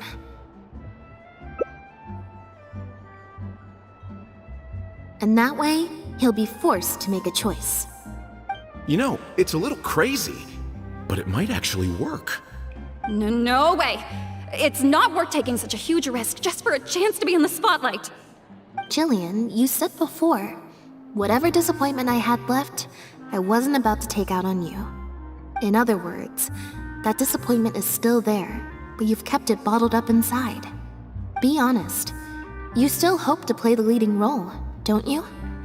But the thought of putting so many people out just for my sake? You think they'd be put out? That's not how I see it. Jillian, you were more dedicated than anyone during the rehearsals for the original script. We all saw how hard you worked for this role. And I think you know that unless we decide to make a stand here, the path we're on is only going to take us further and further from our dreams, all of us. So take it from me, you would not be putting us out. Not one bit. You guys... Okay. Let's do it. I will play my part. Yes! I knew you'd come around. All right, I'll let the rest of the troupe know and we'll start preparing immediately. Wonderful. This solves everything. Wait, but what about the threat letter? Do you have any idea who sent it? As long as we stick to the plan, I'll give up the lead role, so it won't matter anymore, right? But surely you want to know who it's from. If they're out there and no one's keeping an eye on them, what if they come looking for you? I doubt they will.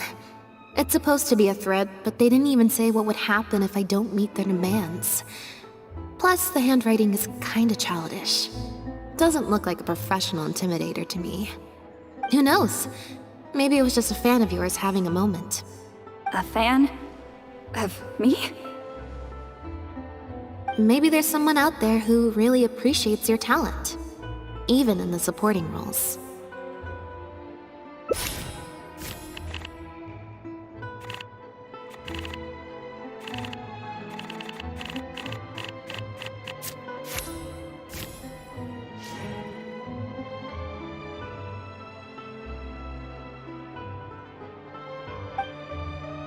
It's getting late. We should be leaving. Come on.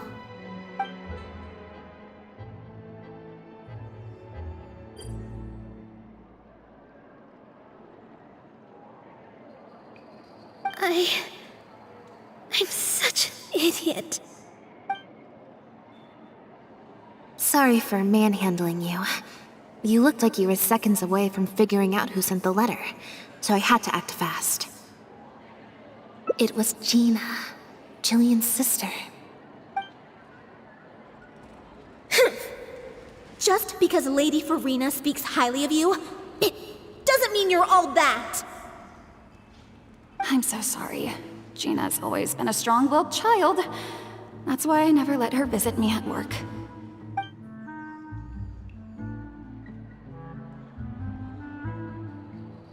I guess she must have snuck into the drinks reception and overheard our conversation with Farina. She idolizes Jillian, both as an older sister and an actress. And she watched as the dream role Jillian had been waiting to play for so long got snatched away from her by some amateur who's never acted before. To make matters worse, all the critics were hailing this amateur as a perfect fit for the role, and even Fontaine's former biggest star was praising her abilities. Yeah, that pretty much sums it up. Like I said, getting angry at angsty teenagers is draining. Besides, if it was my younger brother or sister and they found out I'd been treated unfairly or had an opportunity stolen from me, they'd definitely do something far worse. I was in Jillian's position once. Back when Linny and I were starting out, before we got famous, we just had to take things a day at a time. Doing our shows, slowly trying to build up our reputation. So I can understand Gina's frustration. Still, she could definitely use some pro tips on how to write a threat letter. No, the way she looks at me is indignant, frustrated, but not malicious. Plus, she didn't even try to hide how she felt. Whoever was giving me that evil stare was backstage. Blending into the crowd at a drinks reception is one thing, but trying to blend in backstage, where everyone's on high alert waiting to be called on stage, would be a lot more difficult. We'll find out who it is before too long. In 2 days' time, at the next show, I think it will become very clear. On that note, guess I'll see you at the Opera House. Bye for now.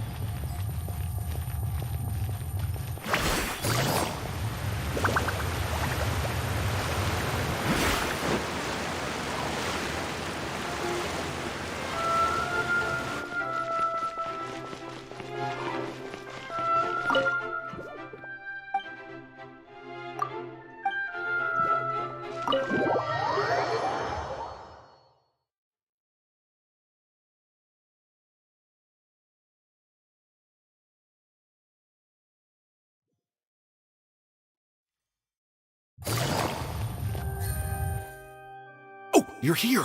Lynette and Jillian are busy getting ready, so please come with me.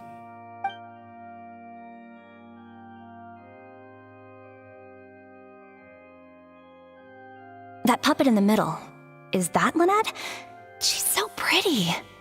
It's starting. Keep your voice down.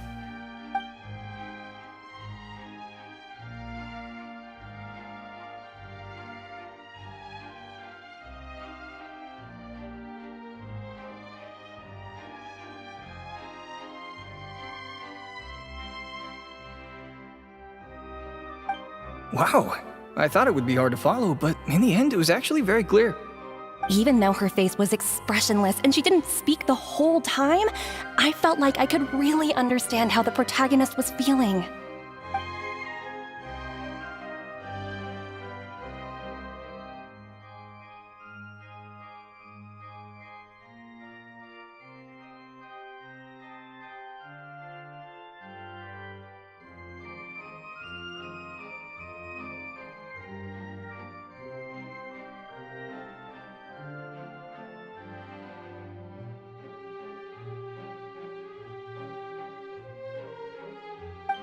Director Mariu really is a master of his craft. And so is the actress in the lead role. I have a friend who saw the show on the opening day. They thought the critics overstated how good it was, but I gotta say, the protagonist is incredible. I can't believe it's only been a few days since the last show. Lynette's improved so much. Just wow! I'm speechless. Words simply cannot do justice to the sheer excellence we witnessed from Lynette on stage today. Your penchant for the hyperbolic strikes again, Amory. Clearly you weren't at a loss for words when you were writing your article. I saw you hand it to the journalist. Trying to get your critique into the papers the moment the show is over, are you? Well, you know how it is. The early critics get all the readers. Wouldn't you agree, Mariu?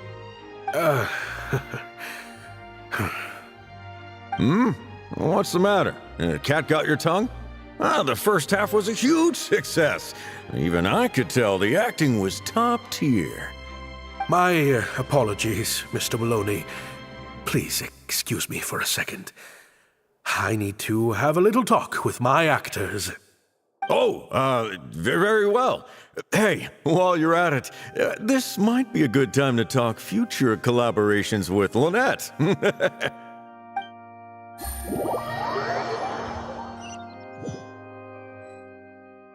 Are you guys sure this is gonna work? What if Director Mariu pushes back? We're already halfway there. We can't back out now. All we need to do is stick to the plan. What is this plan that you're so intent on hiding from me, Director Mariu, I thought you were talking to Maloney and the critics. Corantan and Amory have both finished their articles. I went to greet them as a mere formality, but you seem to have availed yourselves of my absence during the first half to defy me. What have you done? Was that really Lynette playing the lead role? Ta-da!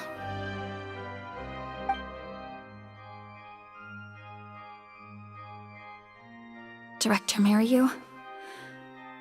I was the one playing the lead role just now.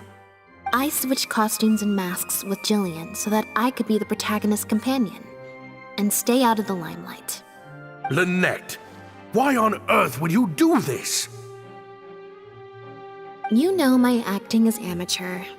The only reason I'm being seen as a pro, let alone a pioneer, is because you have critics supporting the show. If they'd seen me in the leading role during the first half, they wouldn't be expecting anything more. But what happens now that they've seen Jillian in the role? If you force me to play the lead in the second half, they'll be wondering, why is the actress suddenly giving such an underwhelming performance right at the climax of the whole story? These are just some of the questions that will be on everyone's minds during the second half. And those questions will follow them out the doors of the theater after the show ends. There's only one way for you to save your reputation, and that's to keep Jillian as the lead all the way to the end. Absolutely not. I'd sooner announce that we're having technical difficulties and need to stop the show. If I keep Jillian as the lead for the second half, what do you think will happen in the curtain call when she takes her mask off? Everyone will see that we've changed actors. What will your fans think? They're only here because of you, and what about all the critics who support you? If we get on the wrong side of them, it'll be the death of the whole show. There'd be tickets to refund, fines to pay for breach of contract. The whole troupe's hard work would go down the drain. Don't you see how much this would cost us? You can't just take a job on a whim, then abandon your responsibility the moment you don't feel like doing it anymore. You're playing games with other people's hopes and dreams. Director Mariu, please. You're not being fair to Lynette. Actually, Jillian, he's half right. I did kind of take this on a whim. But my responsibility here is making sure you get back the role that belongs to you. And I guess part of that responsibility lies with me, considering I badgered you into accepting the job. Sorry I'm a little late to the show. Work's been keeping me pretty busy lately. Lenny? What do you want? Do you think you can snap your fingers and make all my problems magically disappear? That might be a little tricky, but instead, I could make something else magically appear. What's this? A draft complaint letter, my contract, your legal fees, reimbursement for the tickets, and an advance on the penalty fee for breach of contract. Mr. Mariu, I'm stepping down from the leading role, regardless of whether you choose to cancel the rest of today's show. If you do suffer unforeseen financial losses from this, you're free to seek damages as per the contract. And if you want to file a lawsuit, there's a draft here that you can use if you need it.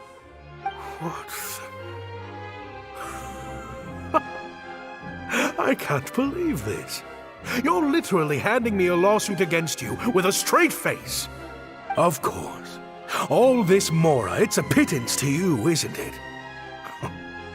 Must be nice to have the luxury of prior success and fame. Look at us. We're huge stars. One minute we want to go on stage. The next we feel like backing out of the contract. But that's okay. We're famous. We can afford it. You have no respect for other people's work. You're treating other people's hopes and dreams like a big joke. You don't give a hoot how much this show means to other people. You don't even care that the whole production might have to shut down because of you. That's not true. I do care. And I'm under no illusion as to how much this show means to you. Oh, brilliant deduction there. Of course it means a lot to me. This is my show. That's the only reason I asked you to be in it in the first place. Really? Then why do your eyes tell a different story? The way you look at me, it's full of contempt. Almost as if I've destroyed your work of art. What? I would never think that. A couple days ago, I asked some associates to do some digging for me. I was interested to know who else you invited to play the lead apart from Lynette. Surprise, surprise. Turns out that all the other famous actresses you asked either had prior commitments or weren't a good fit for the role. They all turned you down.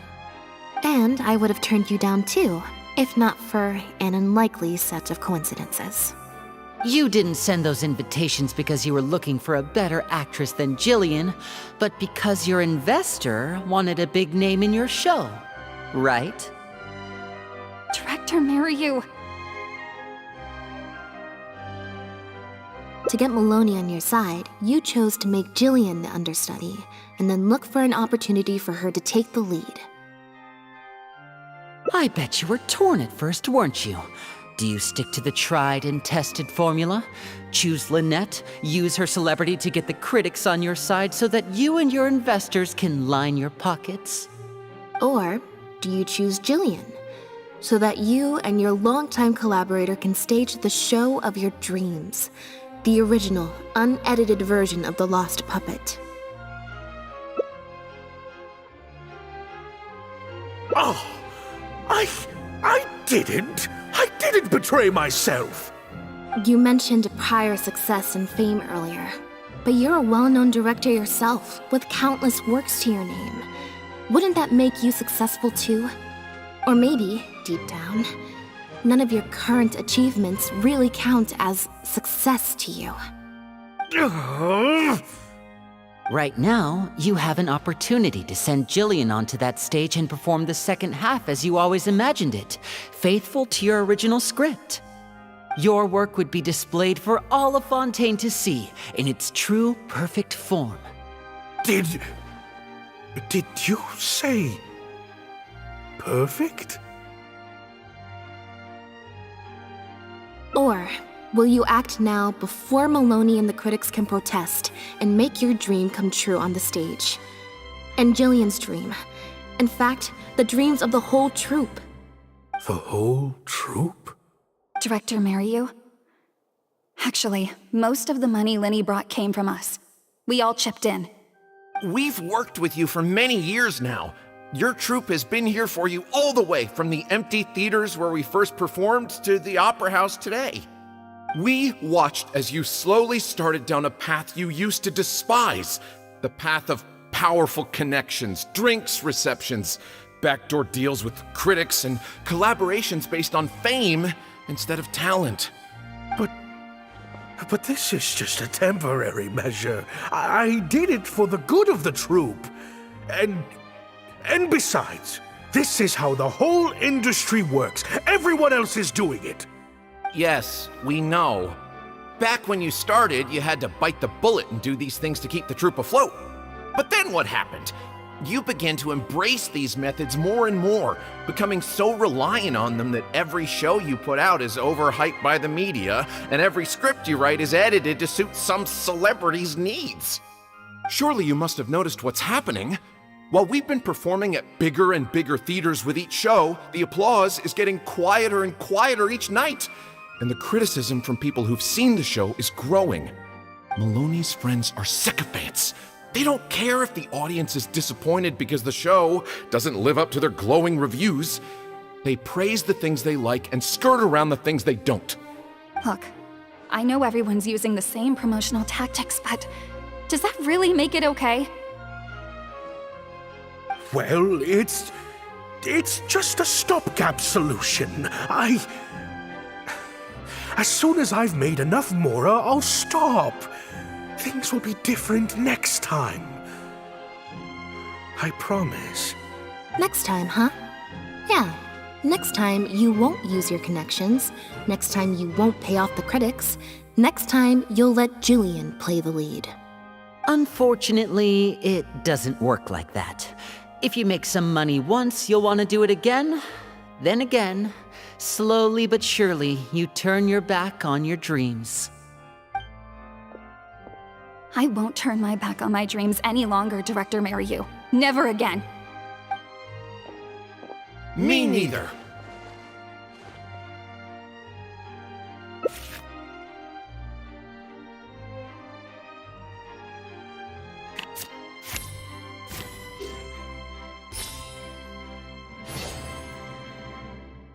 I had dreams too.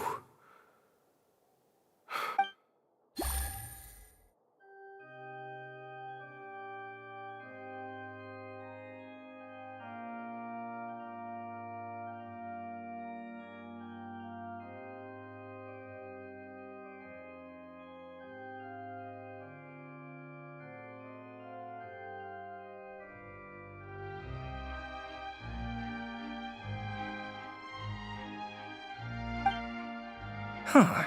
The plot here seems a little different from what the reviews said. The protagonist wanted to return to the stage, so the puppets replaced all her parts with the latest ones available, built her a grand opera house, and summoned a huge audience. And in the end, she forgot herself amidst the applause and cheers of her fellow puppets. Hey, no spoilers! Huh? Wait, hang on, that's not even what's happening. The set has changed back to the one from the first act. Oh, Archons, please let this work out. No need to be so nervous, Director Mariu. We only told you Lynette would be quitting the show to get you to make a decision. We wanted you to believe that this show would have to end after today, no matter what you decided. But in truth, I believe that if we choose our words carefully, there's no reason we can't get Maloney to come around and keep the show going. You really thought this plan through. But I'm not upset about what you've done. What's worrying me now isn't how Maloney will react or whether the show will get cancelled. It's the audience. I've always thought the original script is better, but will it move them like I've always hoped? When Jillian does her curtain call, will they applaud her? What if people only came to see the show for Lynette? And because of the reviews, what if they don't really care about the show at all? It feels like I've been hiding inside my safe little castle for too long. And now I'm scared to go outside the walls and hear what people really think. We're right here with you. We'll watch it to the end.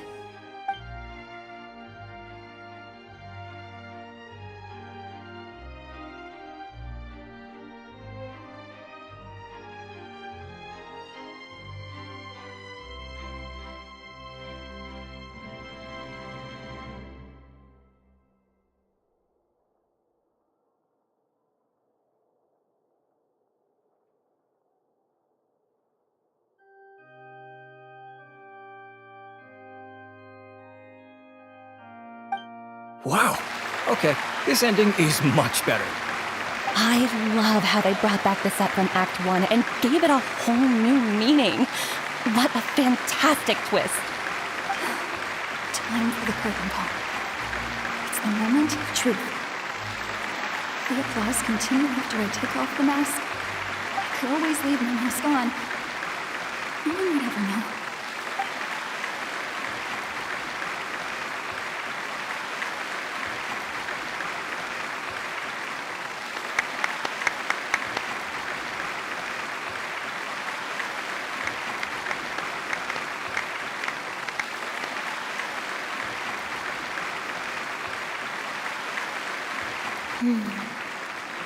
This is what fame looks like, when it's truly deserved.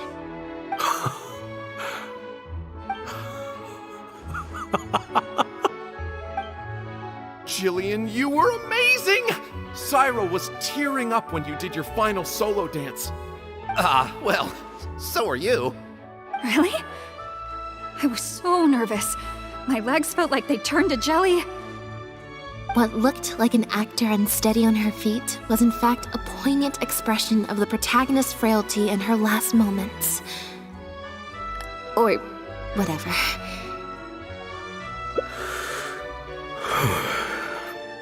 Hey, Mario! What the heck was that? Why wasn't Lynette playing the lead? Our articles are already going to press. You better have a good explanation for this. It was my... Hey now, it was all of our... Hold on. The decision was mine, and mine alone. They had nothing to do with it. If you have any concerns, gentlemen, then please direct them to me. Marry you? So it was you? Well then, I trust you'll have no objection to me pulling the plug on this production.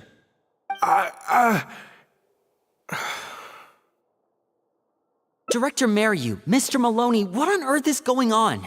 Why was Lynette not in the lead role? It took a lot of convincing from me for her to accept the role, and I had to turn down some big work opportunities to come and watch her performance today. You have some explaining to do. Lenny, it was all his idea. Marry you. Explain yourself. Wait, Linny, as a matter of fact, this was a piece of performance art. In this play, the masks and costumes serve to obscure the differences between characters, and by extension, the difference between human and machine. We took that idea to the next level with an actor swap, blurring the lines between one performer and the next. So it's in service of the ambitious artistic goals of the production. What? It's similar to deceiving the audience in a magic show.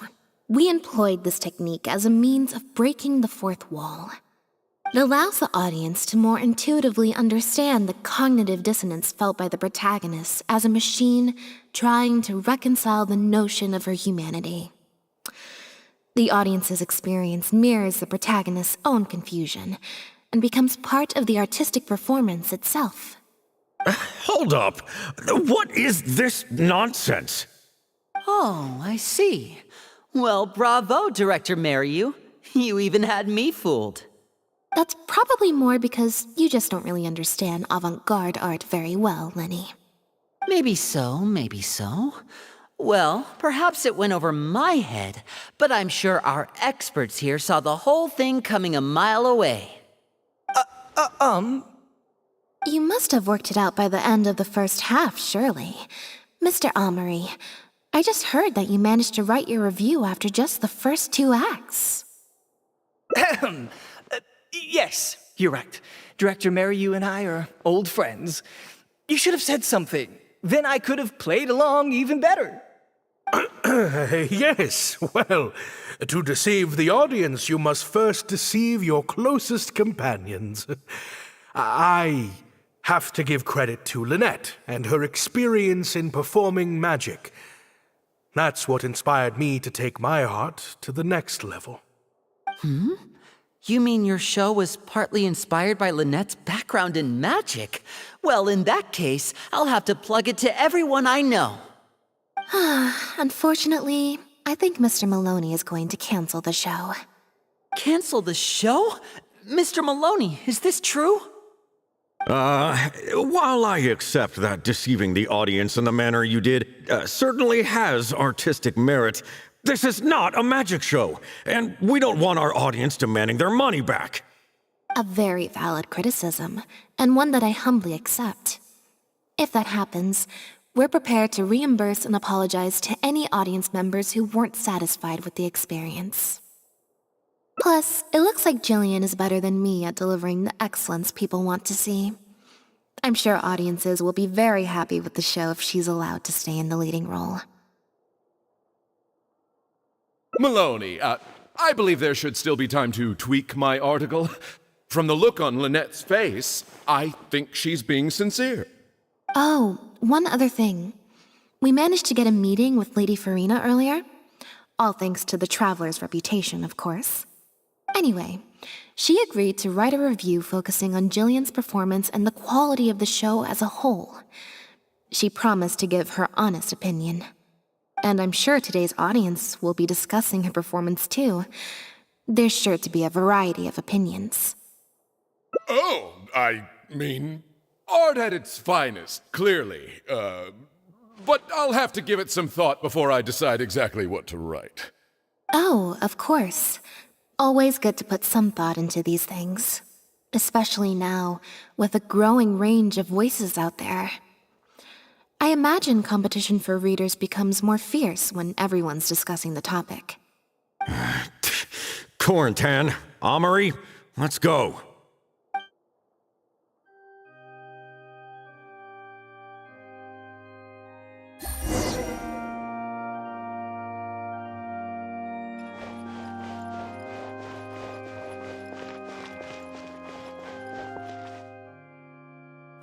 Thank you both so much.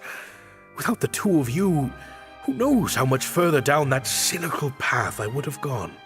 I always told myself that once I'd made enough mora, I'd get back to doing what I loved. But somewhere along the way, I started to lose sight of what that was.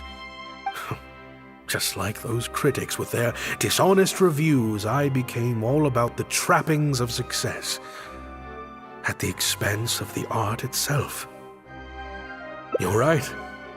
Yes, I'm a very lucky man. Anyway, enough about my problems. What are we going to do about the threat letter that Lynette received? I've been looking into it a lot over the past couple of days, but it doesn't seem like it was one of our competitors after all. Ah, yes, about that. Lynette, do you have a moment? Wait, you're Jillian's sister, right? I'm sorry. Gina insisted on coming to see Lynette. I couldn't stop her. Lynette, I'm sorry!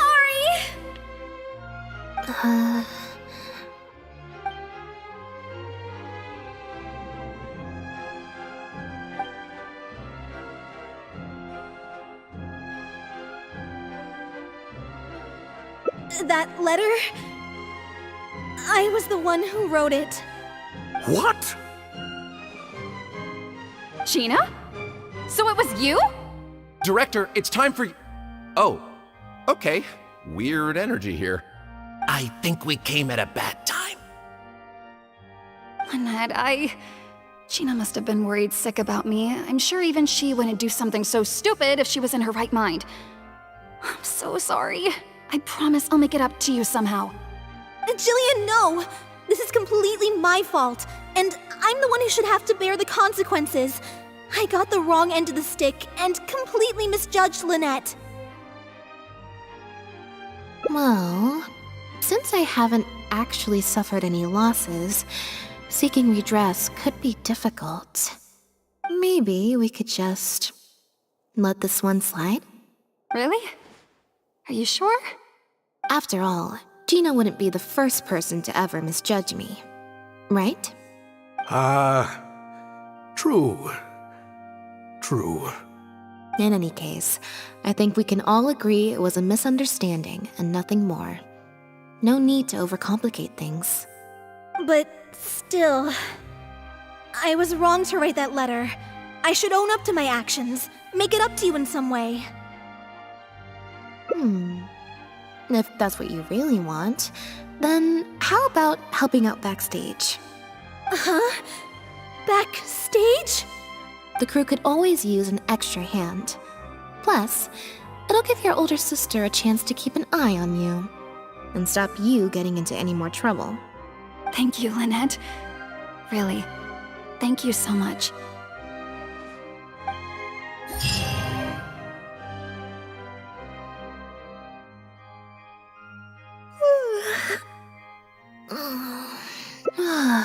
Is it? I'm so much more at home here in the audience. I get to sit on a comfy seat, and I don't have to activate my energy-consuming modes all the time. Mary, you said she's a very promising young actress, and she has natural chemistry with her older sister. In their capable hands, the show doesn't need me to attract an audience anymore. Phew. Freedom at last. Fame is more trouble than it's worth. I'd rather leave that side of things to my brother and the others. I'm happiest when I get to sit in a quiet place, watch them do their thing, and cheer them on. Yep, exactly like I'm doing now.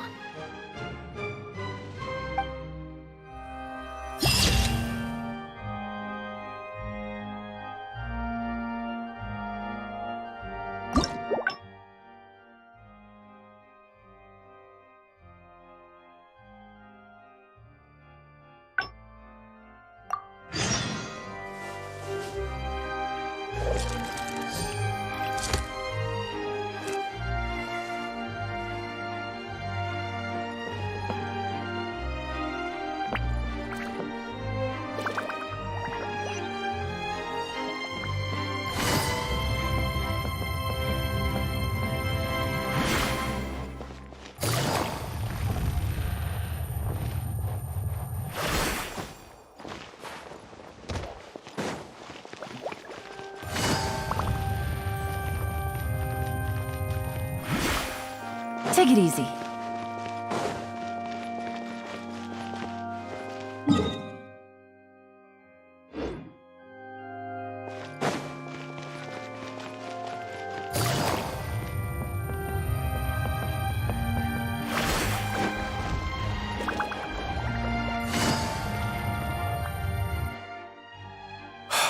Thank you both. I always told myself, just like those critics. You're right. Anyway, I've been looking into... Ah, yes. About... I'm sorry. Lynette!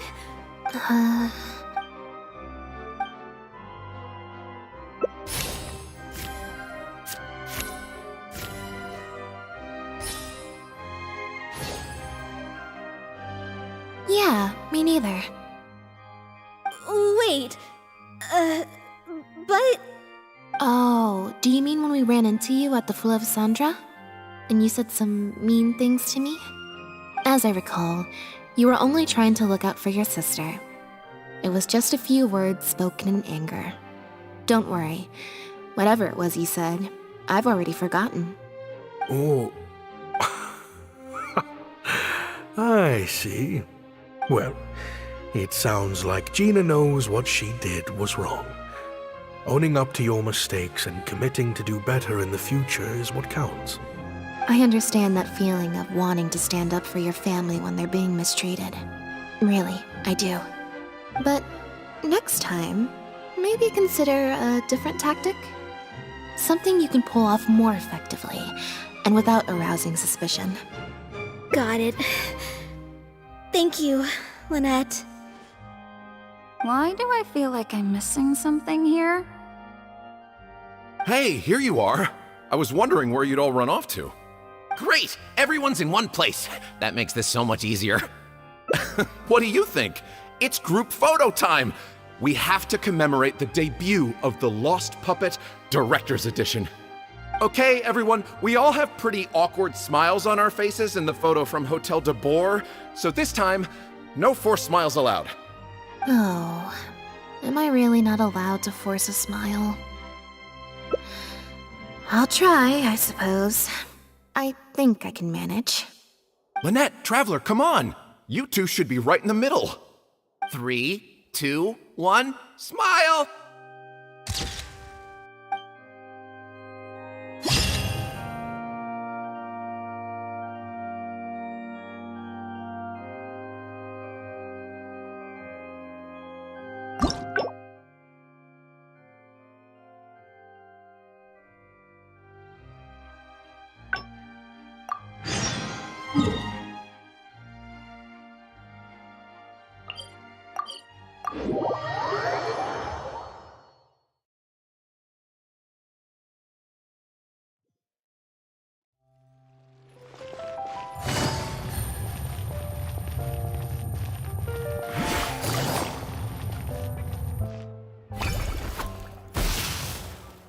Huh, I didn't like...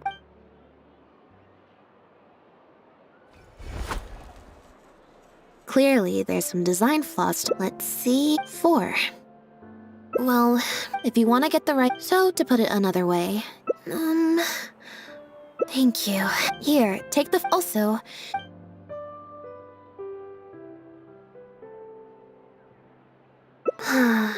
Back to the drinks... Nope, I said it. Besides, the drinks reception, I might get sued for... one other thing. Do you... Thanks.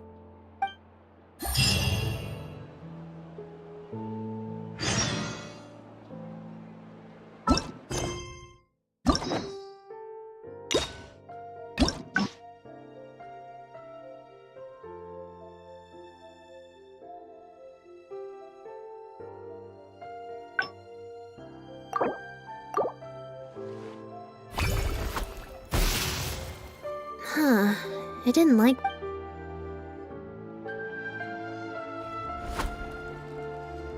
Clearly, there's some design flaw. Let's see. 4. Well, if you want to get the right... So, to put it another way... Thank you. Here, take the... Also...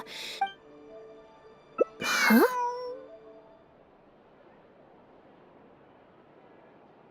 What you're saying, is that really okay?